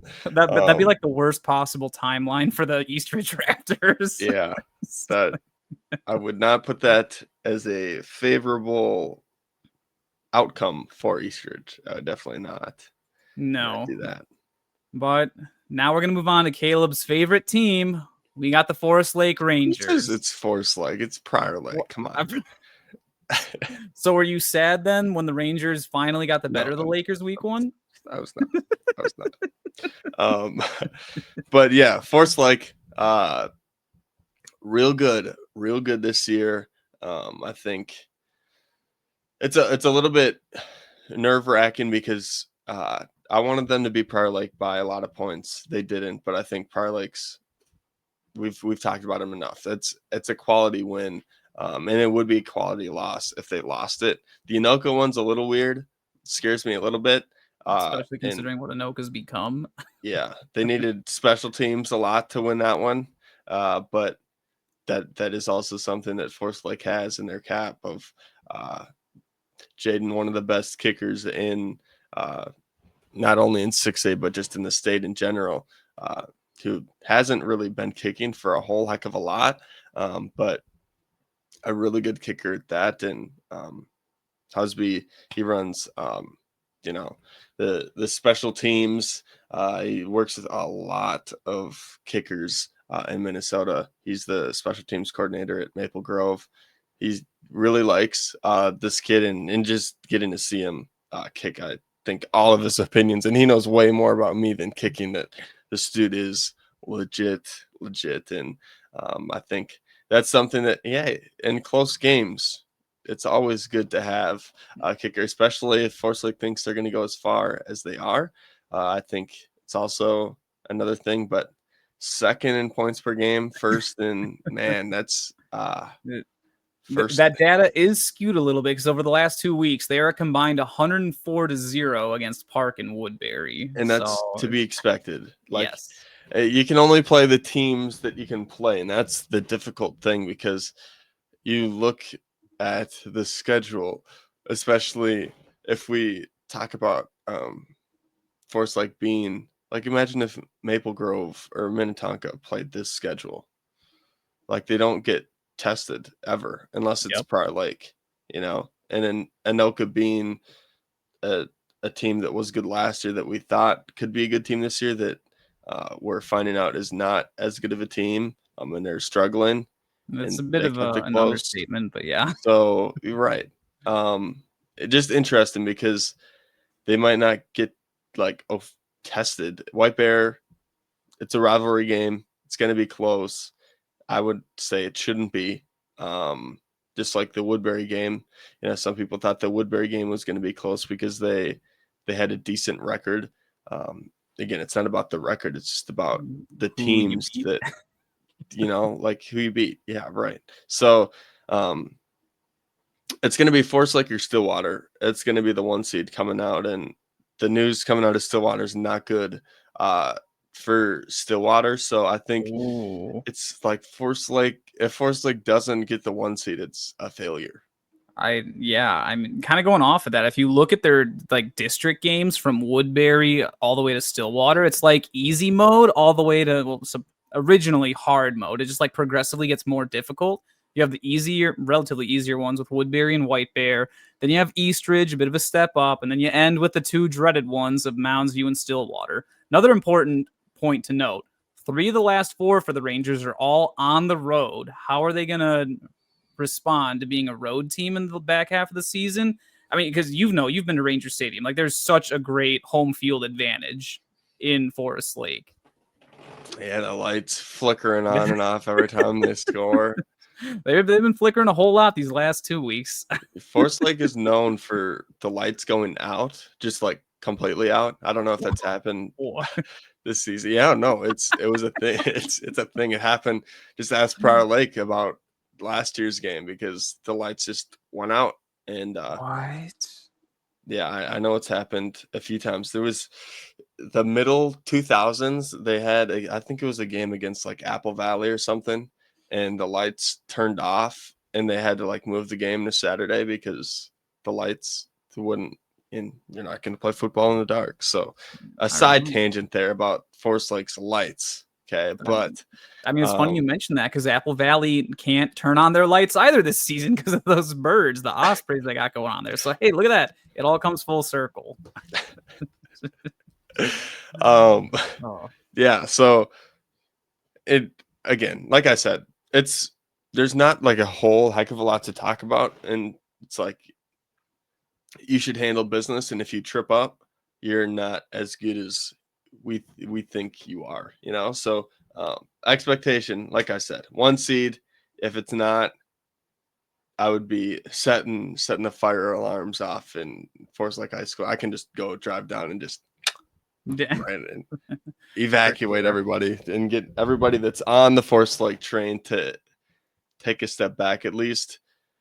Again, round 2 is, can they get past? I think they should get to state with the roster that they have. Yes. Yeah. I agree. Like, I mean, you look at the rest of the schedule, and we'll get into Stillwater here in a minute, but like, I think that's very winnable for Forest Lake. And then, I mean, this year in the playoffs, we talked that they kind of get stuck in that second round every year because they're usually a 2 or 3 seed having to play another 2 or 3 seed. This year, you're going to be a 1 seed. You have to play a 4 or a 5 seed. Like, that should be a favorable matchup. And most likely, they're going to be hosting Hopkins in the first round, which means that the 4 and 5 seed are going to come out of sections 3 and 5. So, like, I could easily see Forest Lake beating, like, well, maybe they have a rematch with Prior Lake, but I was going to say, what are the chances of another Prior Lake matchup? Because that would be super fun. I mean, if Prior Lake's the 4, you figure they go against a team like maybe a Blaine or a Rogers. I'd probably favor Prior Lake. Maybe not against Blaine, but I'd see Prior Lake beating a Rogers. That's a 5 seed potentially. So that's solid. But I think the real kicker would be in the third round. You would probably have the 2 seed out of Section 5, which is likely to be the Andover Huskies. And I know I think Coach Biscow and maybe the DC have some connections to Andover, right? I think Coach Biscow played for Andover. Oh, I know there's some sort of Andover tie that I could be totally screwing up, but I think that's for the most part what it is. I don't know about Burtness. I don't know about the DC. Maybe, yeah. But I mean, that'd be kind of full circle. In order to get your team to the bank, you have to go through your former high school. That's got like media like awesomeness written all over it. Let's make it happen, State High School League. And well, I guess Andover would have to be a 2 seed, and they're probably not thinking that after they got that big win this past Friday. But yeah, Forest Lake definitely nice shot to go decently far in the playoffs. Now let's go to a team that, at least in my mind, is kind of underperformed, the Mounds View Mustangs, especially coming off last season. Like we talked about I think Jacob Sampson, their quarterback last year, carried so much of the offensive load for this team with his quarterback GH counter, his speed option. Like Mounds View has not run any of those plays this season. And I mean, you look at just their offense, like they're tied for 23rd in the league with Farmington. I think even more concerning, though, is their defense, like 26th for a very well coached Mounds View team. And like, I get it. They've played Maple Grove, they've played Lakeville South, they played Stillwater, all good offensive teams. But at the same time, I don't know, it just feels like a little bit under where they should be. What do you think? I think Coach Moberg is looking at that defense and probably has the most problems with it, because I know like how much of it I've seen him at practices and he holds his defense accountable. So definitely surprising, because like my early on opinion of just like the section in general, probably going back to January and looking at it, I was telling people this is Forest Lake's like section. This is a pretty easy. If Forest Lake doesn't get the 1 seed, there's a big problem with Forest Lake. That was kind of, and then as we got closer to the season and doing more research, I started entertaining the Stillwater, the Mounds View, and it's like maybe it's not going to be as easy of a walk, and that's kind of what I started the regular season with. And turns out my old opinion was probably more spot on of kind of, Mounds View is going to be down just because of what left them. And that's kind of what we're seeing. I think it's a little bit unfortunate, but you also play Lakeville South, Maple Grove, and Stillwater the first 3 games. So like they could easily go 3 for 4 wins of the next 4 games for the second half of the season. I wouldn't be shocked at that. So although down, you got to look at, what they played. And that's also not easy, because like if Forest Lake pulled a Lakeville South and Maple Grove, maybe their record doesn't look the same, but that's just, the reality of schedules. Definitely, yeah. And like you said, I think there's a lot of potential for Mounds View to turn things around. Because like I put for their seed, it could be anywhere from the 6 seed to the 3 seed. They can't be 7 or 8 because they got 2 maroon teams. So it can't get worse than 6 for Mounds View. But like I think they should be able to beat both Woodbury and White Bear Lake to at least claw their way up to a 4 seed. And then maybe they can contend with East Ridge or Stillwater for like a 2 or 3 potentially, even going that high. Yeah. And considering I guess they already lost the head-to-head to Stillwater, but 3 seed, I could easily see them claw their way all the way back to, and maybe finish. I mean, potentially 5-3. Well, we'll say 4-4 because I don't know if they're going to beat Forest Lake at home, but there's potential there. We'll say Forest Lake has always stubbed their toe against Mounds View, so although we think Forest Lake's gonna, again, those games where players hate each other and teams hate each other can always get a little muddy, where the best team doesn't always win. Because I think going into that, I'm very confident saying Forest Lake is the better team, especially this year. But it's just a matter of me not being 100% confident on like the result that's going to get out of it, because of I like Mounds View as well, even though I think they're down this year. But yeah. Definitely, yeah. But, maybe they have a chance to claw their way back up and earn themselves a home playoff game. So we'll see. But like you said, they are a very well-coached team, so I would not be surprised if they were able to flip it around. And they do have talented players for sure. Like, there were a ton of things that we had to do to prepare for that week 1 matchup with them, and we did a pretty solid job of, like, taking away a lot of their bread and butter. But they had some awesome play calls, man. Although I will say, Coach Woodley does need to change his hand signal when they check to their running back screen. The little, like, brush off thing that he does. I picked that up when I was doing one of my live stream breakdowns of, I think it was the Farmington game from last season. And he used that exact same hand signal on running back screen right. And what do you know? It came into play on a 4th down against Lakeville South week 1. Who would have thought? Who would have thought? Maybe you.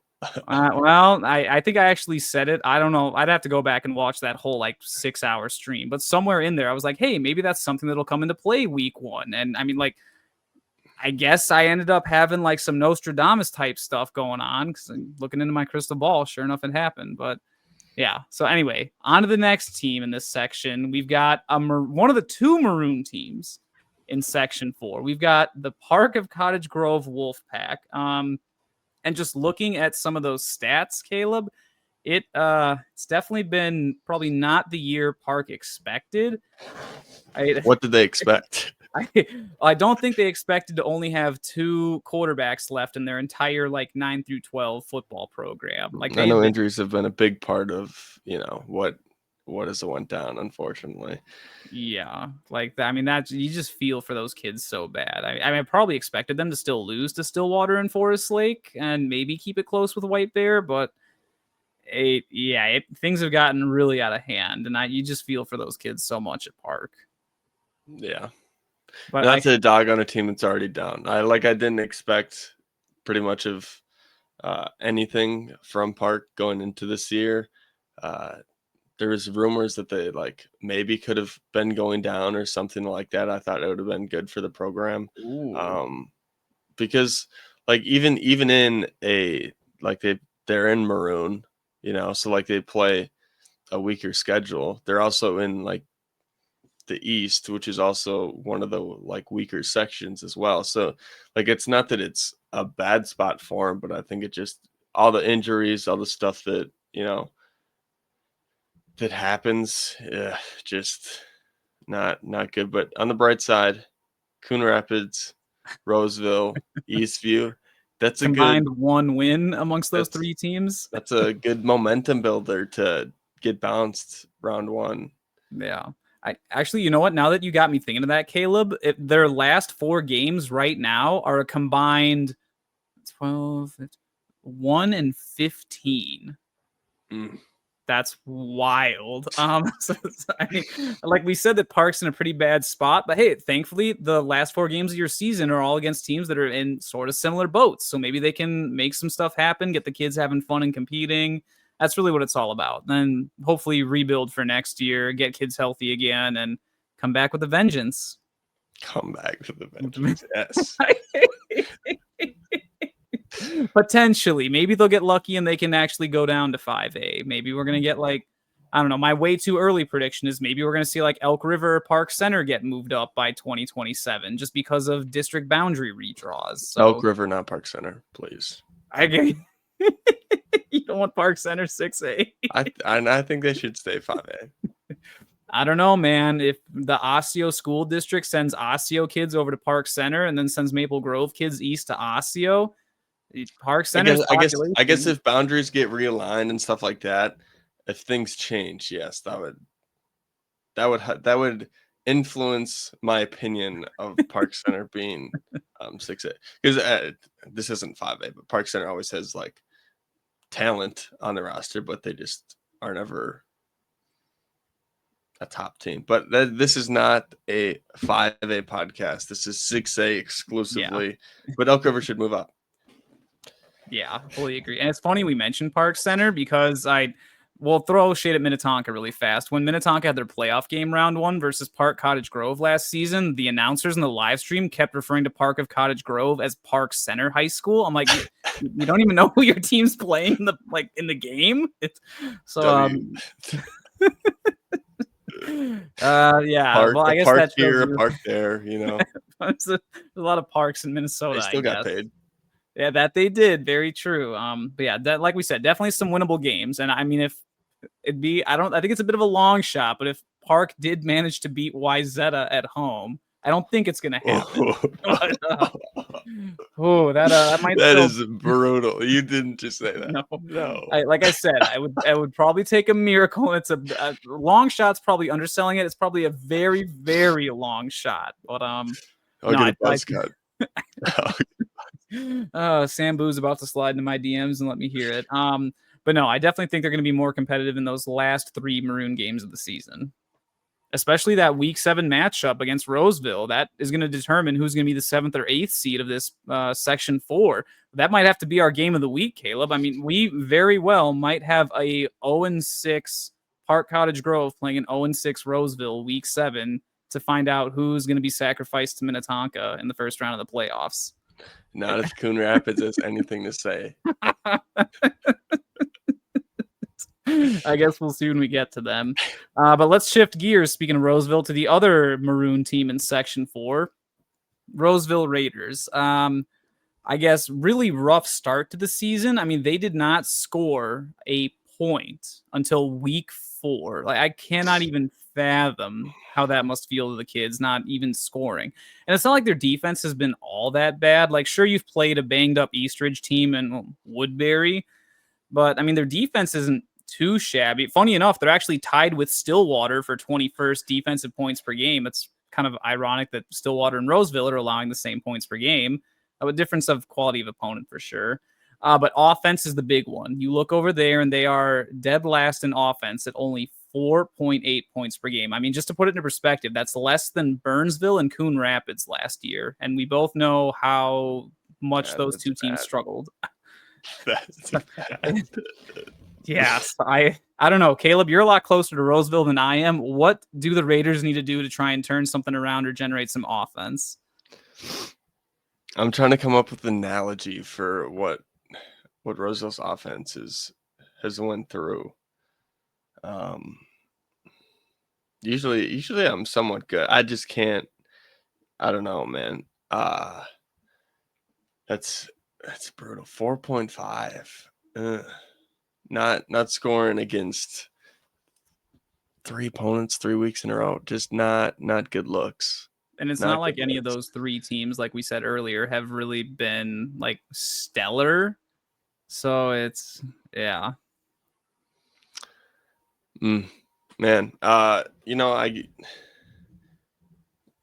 there's not a whole heck of a lot to say. I shout out Roseville. I talked to one of their coaches at a 7-on-7 event this summer. Seemed like a cool guy. I'm sure.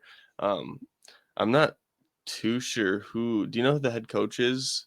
Andy Stephenson. Yeah, Stephenson. That's what it is. So I don't know what year he's on, but we'll see if he can turn it around. I think this is year 3 because I want to say because we played Roseville in 2023 in the first round of the playoffs, and I'm pretty sure that was his first season at Roseville. We'll see if he can lift him out of this deep dark hole that Roseville is currently in. To be honest, I haven't watched like a whole heck of a lot of Roseville film. I know they beat Hopkins last year, and that was a good win. 55 on them. Yeah, that was a good win. I also know that they had some of their best playmakers from last year's team that wasn't very good compared to other teams. Like they moved on and graduated and stuff like that. So you also have that deal, but yeah. It's funny you actually mentioned the Hopkins game from last season because one of our comment write-ins did say that Roseville is going to beat Hopkins this year. I don't know if that was a fan, a player, or a coach that said that. I didn't even see that. I did not see that. That is one of them. Roseville apparently is going to be beating the Royals. And funny enough, that is the week 5 matchup, and it is in Roseville. So what do you think? Are we going to get a barn burner like last year? Is it just going to be like all-out scoring? Is Roseville going to finally generate some offense, or is Hopkins just going to dominate this game? What do you think? Hopkins. I was high on you at the start of the season. Okay. You've kind of let me down. Okay. I wanted to, I wouldn't say let down because you guys played, what was it? Was it Edina and Eastridge? Okay. Come on, so Hopkins. How could you lose to Edina? Right, what are you doing? Right. But as a believer in Hopkins, we gotta flip the page from last year. We gotta handle business against Roseville, especially a Roseville team that's struggled this much. It'd be not a good look for the Caleb Costa camp if Hopkins loses, especially the 32nd ranked offense in 6A. The Moors just got to be licking their chops and ready to have a big day.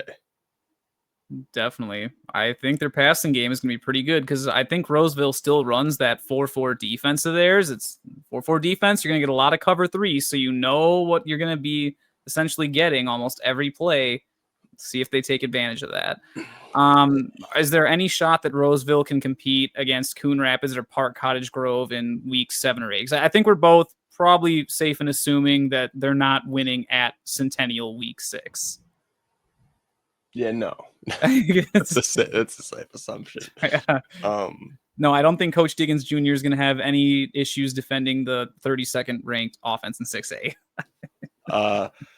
Who knows? Park Coon Rapids, we'll see. It's not like those teams have proved themselves to be above Roseville, Well, yeah, you know what I mean, right? They're not like a tier above Roseville. I would group them in the same category as bottom tier programs in 6A for this year. So we'll see. I also like seeing like the results of those games as well, just to see like a Hopkins Roseville game. What result do we get when 2 below average teams play each other? Because that also there can be tiers within below average teams that you see. Like Roseville was the better team than Hopkins last year, the better bad team than Hopkins last year, but will they be this year? Definitely. All right. You know what? Question. If you had to pick a winner between Roseville and Park Cottage Grove week 7, who would you pick? Because you have the 32nd ranked offense in Roseville and you have the 32nd ranked defense and point differential in Park Cottage Grove. One of the two is going to break. Which one's it going to be? Who's home? It is at Roseville. Let's go Roseville.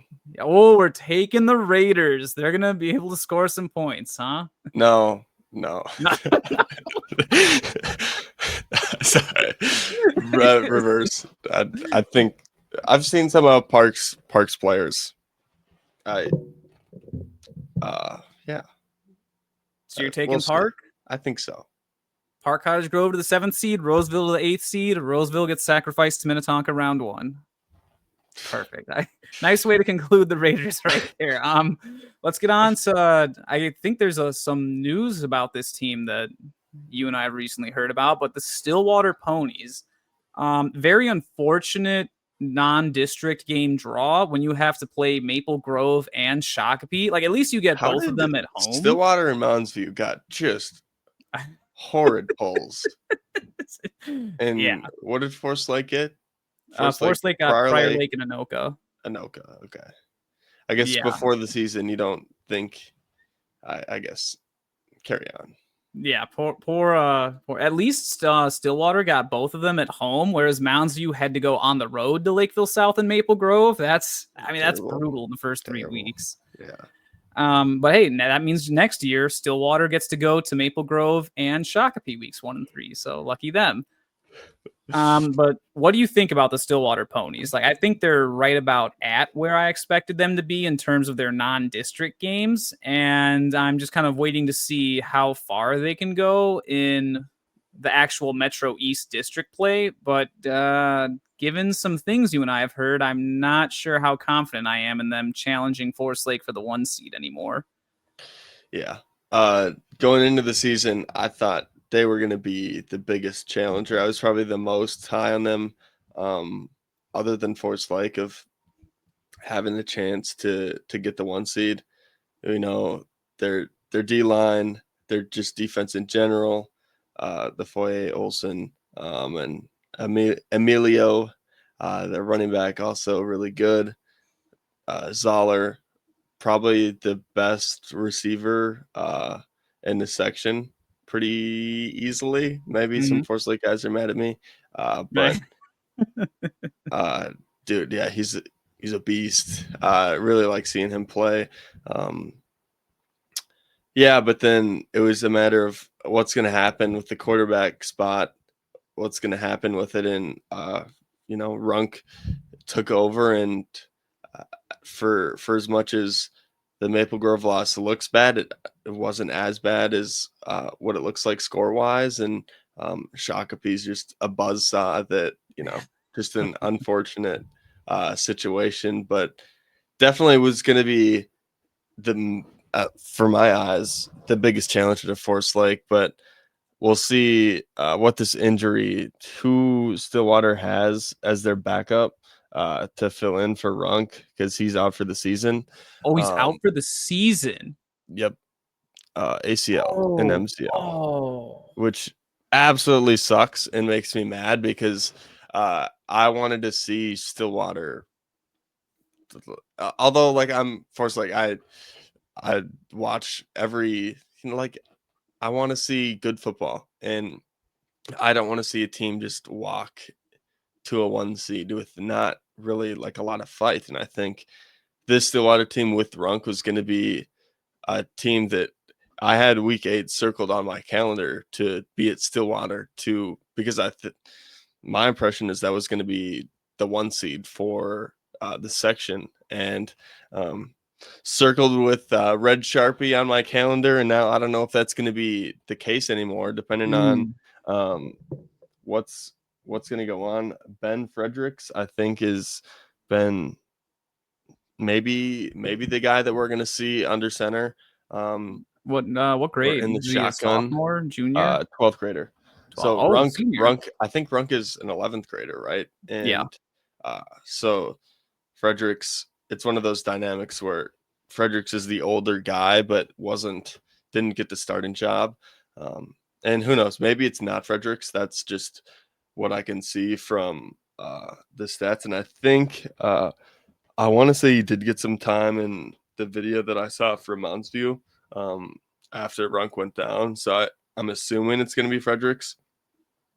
Now, who knows? Stillwater pulls a rabbit out of its hat, and Fredericks is another good quarterback that comes out of Stillwater. Another one.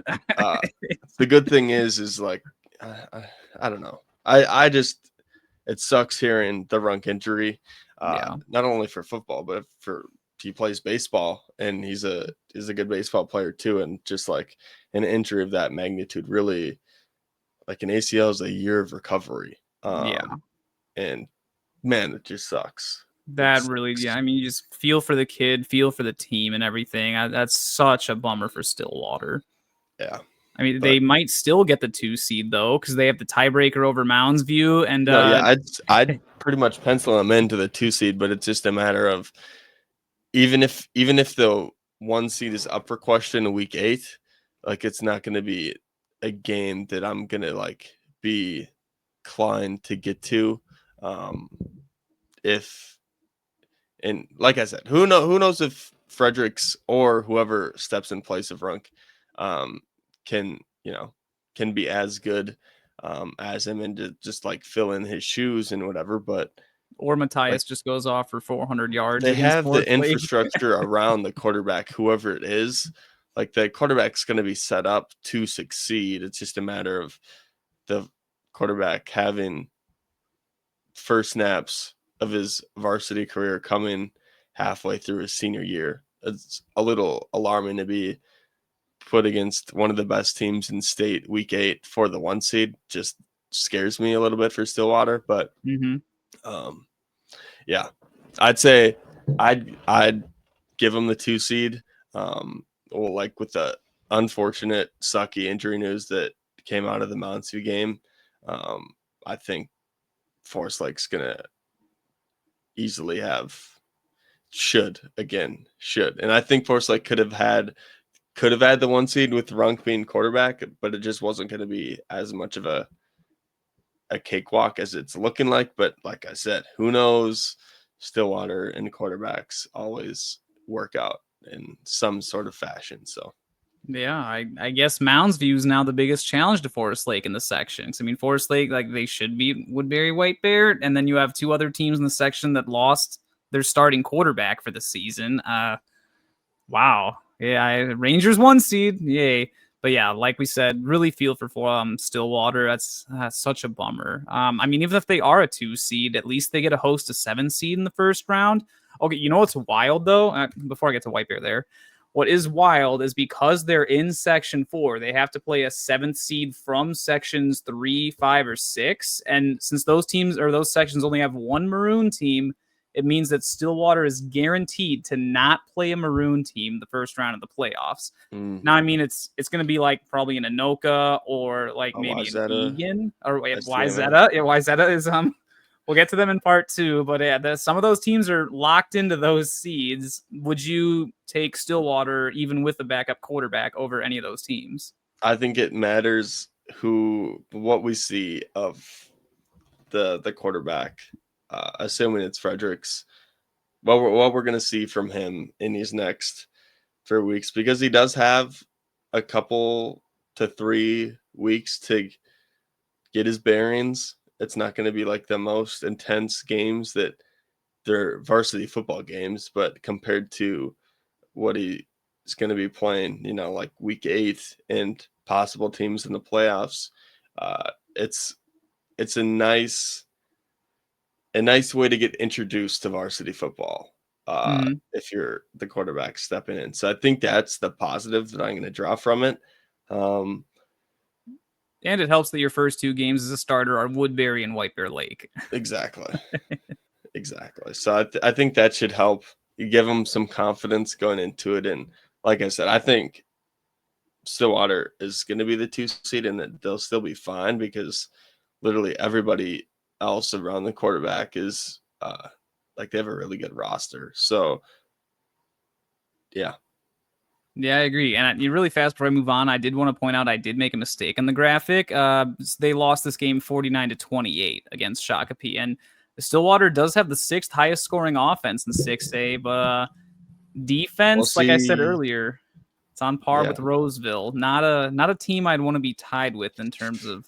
Well, just saying, if Roseville played Maple Grove and Shakopee,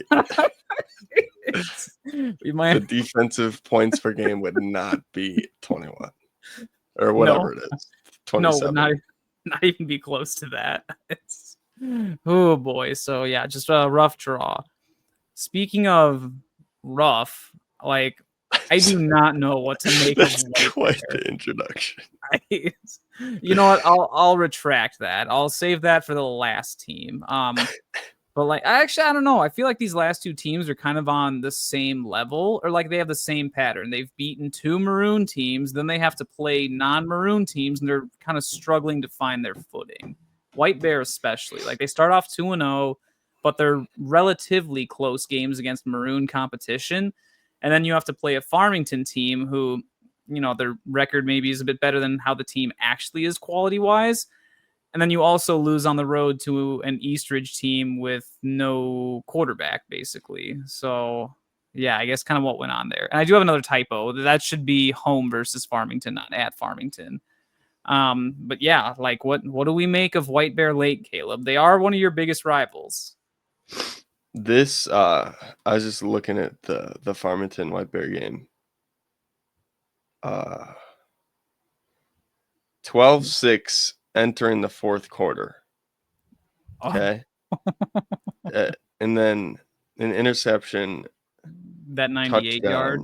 Yeah, the 99 yard. And that basically, I mean, is pretty much the nail in the coffin of not only does it affect the score, but just like the team morale just gets absolutely shut down after that. And that's, what were they on the 1 yard line? They had to be if it was a 99 yard less like so. Yep. Even just like that's the type of stuff where a 22-6 game looks like they could have been going up by 1 point with 10 minutes left in the 4th quarter, and a pick 6 happens like that, which I'm going to go try to find the film on that because I'm interested to see, because Anna Mason is a dude that I like at quarterback. So I'm interested to see. Was this like a Seahawks Patriots Super Bowl era where, because White Bear Lake runs a pretty good inside zone. Like, why would you not? This is worse. This is worse. Uh-oh. I'm looking at oh God. Do you want me to go and pull it up? White Bear Lake passing game. Tommy Anna Mason does not have an interception that game. What? Which means it was somebody else that threw it. No, it means there was an injury. I thought it was a running back, but it's number 40. it looks like he's a quarterback on the roster. I don't know if Mhm. there was a Animation injury, but the stats do not have Tommy Animation throwing the interception. Maybe it was a trick play or something like that, or maybe an injury. Just a revelation that I've discovered as we're doing this. Do you want me to put the play up? I've got it That I over here think on Huddle. yes, please. See if we can't share my other It kind of screen. affects both of my views on White Bear and Farmington just a little bit. It's not, it's too average to a little bit below average teams playing each other. So Mhm. it does, but it is interesting to see because a 22-6 game in that fashion looks a whole heck of a lot different. Definitely. I got it pulled up whenever you want to share it. This I'm excited for what I'm about to see because I have not watched this play yet. All right, here we go. I get it. Um, yeah, so it looks like they're at the It looks 12-yard like line. Tommy is not a quarterback. So That's not. this is not a trick play. It's not. So who's? Yeah, you're right. Who did he get hurt? Did Okay, White Bear have a backup quarterback and we the didn't thing know about this? is the only attempt that this I don't know how to say his name. Stashowayak. I completely butchered that. I am so sorry. We'll just go Wyatt. Okay, Wyatt is Wyatt. the dude's first name. Okay, he only has one attempt. He has one attempt this game on stats. And this is the attempt. Yes, Animation has 31 other. So Tommy has 31 attempts. Okay, wait. Wyatt has one attempt, and his one attempt is interception based on the stats. Again, this is MN Football Hub stats and stuff like that, but it seems to be pretty accurate. So piecing things together, why would you bring your quarterback out? Because that's him right there. My guess is, I haven't watched this yet. He probably loses his helmet on the end of this scramble here. And, player loses the helmet. They have to come out for a play. No helmet comes off. No helmet. Helmet? His helmet's still on his head over there. Did he get hurt, though? I guess he must have. Yeah, he's kind of laying on the ground there, see? I got to message Tommy and see. Yeah, he's not getting up there. And then the very next play after that, you've got a backup quarterback. That's certainly a choice after your quarterback goes down. Instead of calling like an inside zone to kind of close the, well, I guess down in distance as well. It's 4th and 6, 4th and 7. You kind of have to. Wait a minute. That means they were in like 3rd and 20. How did they end up in 3rd and 20? What? Well, How okay. did this transpire? We're going down the rabbit hole here, Caleb. Tommy played the week after against Eastridge, and there's no other quarterback to register to pass. So if he did get injured, it's not like it's a big injury or whatever. You know what I'm saying? You're totally right. Okay, so you add holding, an incompletion, a scramble, and then your quarterback got dinged up on the scramble. So it's 4th and 7. Yeah, obviously you have to pass. It looks like all the coaches are trying to call something here on the sideline. Look at all of that. The receivers, the run, one for the line. I don't know. Couple dead callers. The sprint out pass, right? Did Farmington brought the sauce from the weak side? Looks like a version of a flood, a messy version. Yeah, you're absolutely right. It does. Kind of a weird. Bad spacing. You have two receivers that end up in the same spot up there. That's why a little off. A messy version. Well, when you run flood at the goal line, you have the clear route that runs the outside fade is stopped by the back of the end zone. So he has nowhere to go. So that's coaching wise, I'd bend it in, and once you get to the back of the end zone, that way that spacing doesn't happen that way. But if you stop and do it like that, it's gonna look messy. Spoken like a true quarterback, but yay for Farmington's safety for spying that back there. That dude, what a tough break. Can you look at the play after the next White Bear offensive play after this to see? Oh yeah, see if he comes back in. Yeah, he's back out there. What the hell, dude? Oh, I need to do some research on this. This might be the all-time like unluckiest scenario. In no way is this shade towards Wyatt, the quarterback that threw the pick six. It just doesn't make it like any sense. It does. It's not a matter of who threw it or whatever, but just like player A is the starter. Player B goes on for one play after no helmet goes off after apparently no injury. Question mark? Yeah. Because if there was an injury, would he not be back out there because it's a pick six? So it literally happens. The offense is out there in like a minute. Yeah, if It even, yeah, happens quick. like he's right So if back he out. was injured like that, he probably wouldn't be back out there for the first play of the series. That Maybe he's taking tips from Aaron Rodgers on quick healing. I don't know. Anthony Like, Richardson tapping himself out. I don't know. It's confusing. yeah, it's so I'm gonna send him a bizarre. message right now. Yeah, I do not know what to make of that. When you feel for the kid, the Wyatt kid that you have to put in there, because it's like, hey, it's the fourth quarter, it's 4th and 7 towards the end of the game. You're only down 6. Like, And that's you run a sprint out flood where there's not a ton of good options to throw the ball. exactly. Well, and how much varsity experience do you think that kid has? Because hasn't White Bear's quarterback been a starter for like this is his 3rd season? Tommy's been there. Yes, he started when he was a sophomore. So so obviously this kid does not have like varsity reps, let alone like a lot of varsity reps. That's such a rough position to be in. Oh, bummer, but yeah, big bummer. Poor White Bear. Well, I guess now that we're done with our little White Bear tangent, is there any chance that the Bears are able to turn things around in the second half of their season? Hold on. What did you say? Sorry, my bad. Oh no, you're all good. Is there any chance that the Bears can kind of turn the tide around in the second half of their season? Because I feel like their easier Maybe games week 7. were. Is that all you're giving them? Is Woodbury 8? I see. I don't know, man. It's hard to say with Mounds View because like we don't know what Mounds View looks like within their section. We have not seen. I guess Farmington and Eastridge. But I think if Farmington and Eastridge is going to be the level that Woodbury and Mountains View are on, I think Stillwater's a little bit above it, but it's TBD because of the quarterback. So definitely, but I say that, Forest Lake only beat White Bear by 7 points last season. Mm-hmm.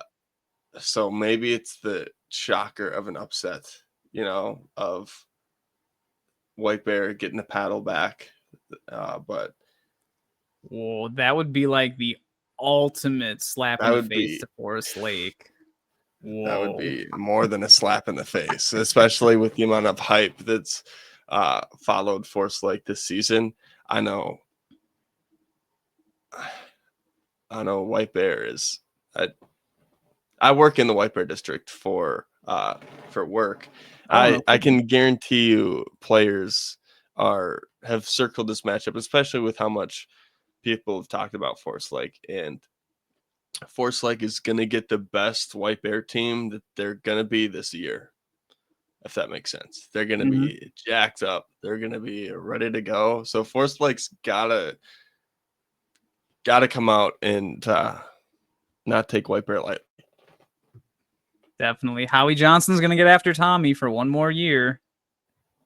We'll see what they do this season. But yeah, I might give them the Woodbury matchup. I guess that would put them at a 5 seed because they would hold the tiebreaker over Woodbury. But yeah. You know what's funny, Caleb? How much you think that like a STMA or a YZ are looking at the schedule, being like, why can't we have that? Why do we get Minnetonka, Maple Grove, EP, Edina, right. Moorhead?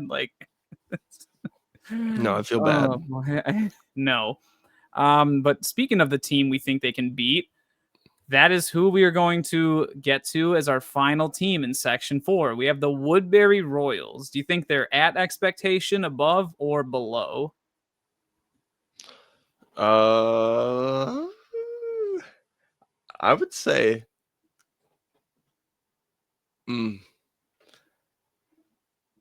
the Forest Lake game kind of throws a wrench in, but I was going to say above.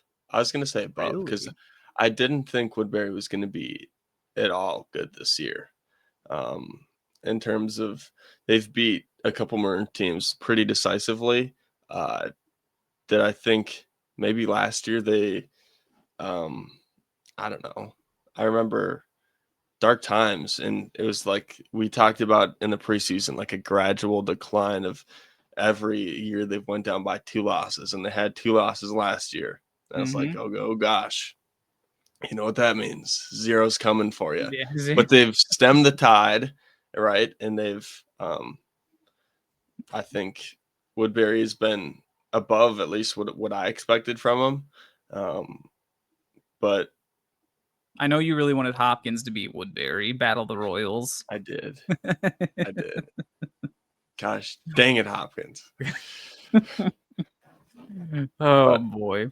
No, I kind of agree with you. And I should say the Moorhead score looks better than what that game could have been because Jet Feeney did go down and I want to say it was the second quarter because Moorhead was winning that game 27-0. And then Jet Feeney goes down, the offense kind of stalls out, and then Woodbury takes advantage of that. And I do have to give Woodbury credit. After Jet Feeney got hurt, they did rally the troops, they circled the wagons, and they got after it. But it shouldn't take the quarterback getting hurt to do that. But you're right. hard to say. And I mean, if you look at their stats, like 18th in points per game, offensive points per game, 18th as well. Like point differential is only slightly below 0. It's not like all the way down there. I don't know, but you still think this team is going to lose to White Bear and end up as a 6th seed in the playoffs? I think the White Bear Woodbury game, it's going to be an interesting game. It's at White Bear Lake. Okay. Yeah, I don't know. I think that could go either way. I wouldn't be confident in saying one team is going to beat the other team. Ooh. Interesting. Yeah, I wouldn't know who to pick there either because it's like White Bear, if they can just commit to running their inside zone, they might give them some trouble. And if Tommy just pops off, you never know. Like White Bear could upset. I mean, they upset Stillwater on homecoming last year. It's possible. Right. That doesn't make sense to me. How can you beat Stillwater but lose to Woodbury last year? I don't know. I told you the White Bear team makes no sense. They don't. And even the deep dive we did just 5 minutes ago made no sense. I'm sure there's a logical explanation for it because there has to be.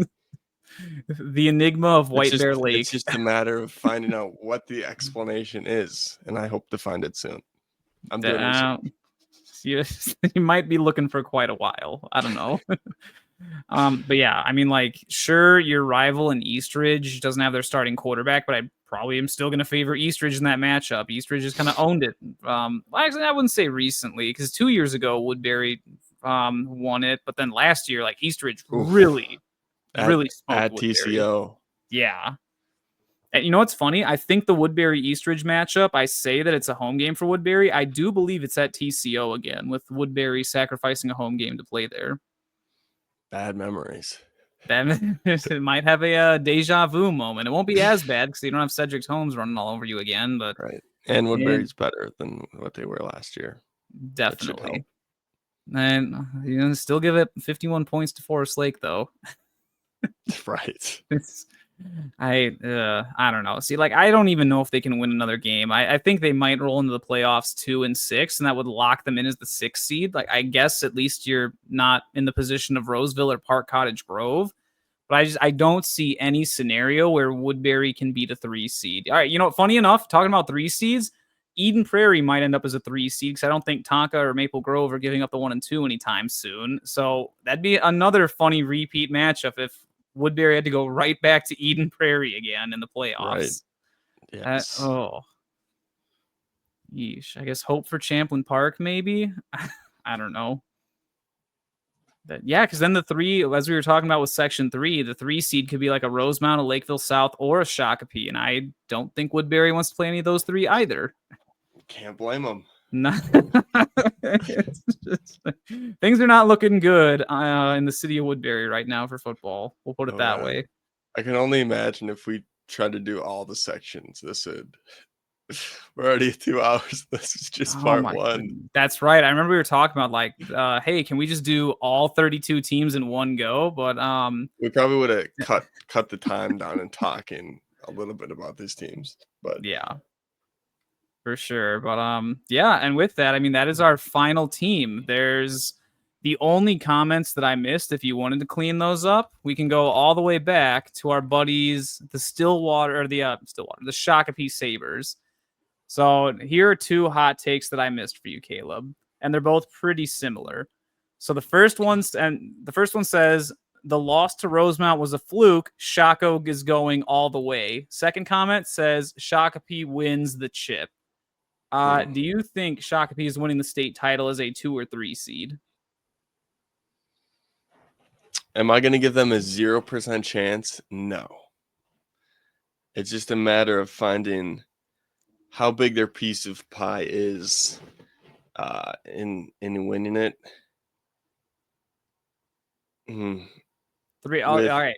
Let me put this out there to you because I think I mentioned it earlier. 3 out of the 4 brackets would have them facing Minnetonka in the 3rd round at the outdoor neutral site game. Is there any shot Shakopee wins that game? 30%. Ooh, okay. It's more than I would have given Shakopee. Okay. I was just trying to think. I think the 2 biggest pieces of pie when breaking it down is Minnetonka Maple Grove. It's a matter of how big their pieces are. Mm-hmm. I would say it's probably not an even amount because I'd lean Minnetonka more, but their 2 pieces are probably like, what would you say, 70%? Is that too Yeah, much? hard to say. I don't know, man. I That's mean, like, probably a lot. I go 60.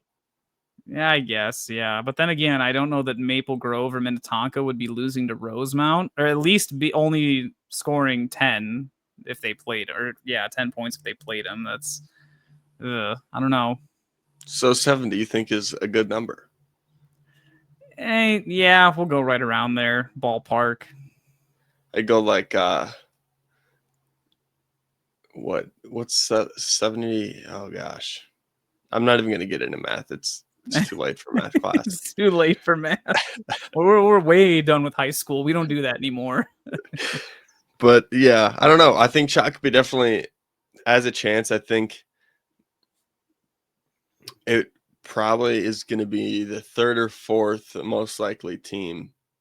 5th. Like I said, it's kind of a crapshoot when you look at after it's EP, it's Forest Lake, Rosemount, and them basically, and Andover if they want to get frisky, Centennial if they want to get frisky, but that's kind of what it is. So a 5 to 15% chance. All right. If you want, I can throw out some more stats at you to make the decision a little bit easier. Because I do have that tiny corner of the bracket drawn up in the most likely bracket to get chosen. Sure. So first round of the playoffs, Shakopee would host YZ. I don't think there's any shot YZ wins that. Agreed? No. Yeah. Second round's where it gets interesting after an upset. It'd be the 3rd seed of Section 5, assuming they beat Woodbury, which I imagine they're going to beat Woodbury. But it could be like an Andover, a Champlain Park, or a Centennial. I think I'm leaning more towards Champlain Park as the 3 seed out of them. And I think we both like. If it's Centennial or Andover, I could maybe see an upset. Maybe see it. But still I would lean Shakopee. But if it's Champlain, maybe I'm being too biased because I saw Champlain get worked at the only game that I've really seen. I've watched the Andover game too, so I've seen them be good as well. But Centennial runs somewhat of a similar system to Shakopee, and they didn't have a lot of answers. So that's true. Another flex bone system. And then, okay, so if they win those 2 games, then we have the aforementioned game against Minnetonka, because I don't think that like Osseo or Eastview are upsetting Minnetonka in the first 2 rounds of the playoffs. Go Orioles. Go, or Coach Lamker might pull a rabbit out of a hat. And Hey, I upset have the them like Clippers. 15 or something. They're like the Ooh. best. They're like best of the worst teams. I think I did like I did a drop off, and I think the drop off starts after Champlin, and the Mm-hmm. first team after Champlin is Osseo. Shout out. Ooh, and they're gonna be playing soon. Um, Yep. nice. So then, suppose Shakopee did get by Minnetonka, then in the state semis, they would most likely be playing the one-seeded Forest Lake Rangers at US Bank Stadium. How do you feel about your Rangers matching up with the Sabers in the state semi? I like it. I think the Rangers would be confident in that as well. Um, just based on my Bemidji sightings and what I've heard coming out of Bemidji. I think that's a really even matchup as well. And I think, I don't know, a matchup that would be must watch TV. I can tell you that much. Definitely. So then, assuming they did beat Forest Lake, you look at who they would play in the state title game on the other side of the bracket. Because we have teams like Maple Grove, Eden Prairie, who else? Lakeville South is still on the board, Rosemount's still on the board, and Centennial. Any of those 5 teams could be coming out of the other side of the bracket. And as Maple we Grove. said, Maple Grove is your pick. Yeah. They are the second best team. All right, so can Shakopee get revenge? I know they won War on the Shore or whatever it's called at Bemidji against Maple Grove. It's kind of bogus. Harney scored, but it was tap off on the quarterback. He was Oh, pissed. I'm not even a fan, and I was like, "Come on, guys, that was a touchdown." But that's and besides the it would point. be a rematch of the state semi from last year when Shakopee was winning that game, but just had really struggled to get offense going. Maple Grove goes on to win it. I mean, that'd be another fun story. Yeah, it's just a lot to get through for them to win because they got to go through Tonka and Maple Grove, and that's just, man. Unless something happens to make their path easier, I think I'm gonna stick with 5 and 5. The 5 to 15 percentage, I think, is a good sticking point. Definitely. I mean, the only way their path gets a little bit easier, they would end up on the other side of the bracket away from Minnetonka. Where would they be? Right down. Oh, well, no, they'd have to be in the same bracket as Rosemount. They'd play Maple Grove in the second round of the playoffs if they were the That's 3 not seed. fun. So it's That's not fun. not looking forward to that. I'm really hoping Lakeville South doesn't end up as the 3 seed because then we would have to go to Maple Grove in round 2. There's a lot on the line for the section 3 in these last few weeks. Oh boy. Only make it the more interesting. That is for sure. Yes, sir. All right. Well, that is complete. 2 hours down and some change, and we Oh, got through everything. 2 podcast. Actually, will probably be somewhat 3. I don't know. I guess this is technically part 1 and part 2, but they'll be posted separately. So more content, the better for the fans. Yeah. Thank you guys for watching. Coach Lance, thank you for joining me once again. We'll find some time to talk about some of these other teams, but for sure. Thanks for having me on. hope you guys enjoyed. All right.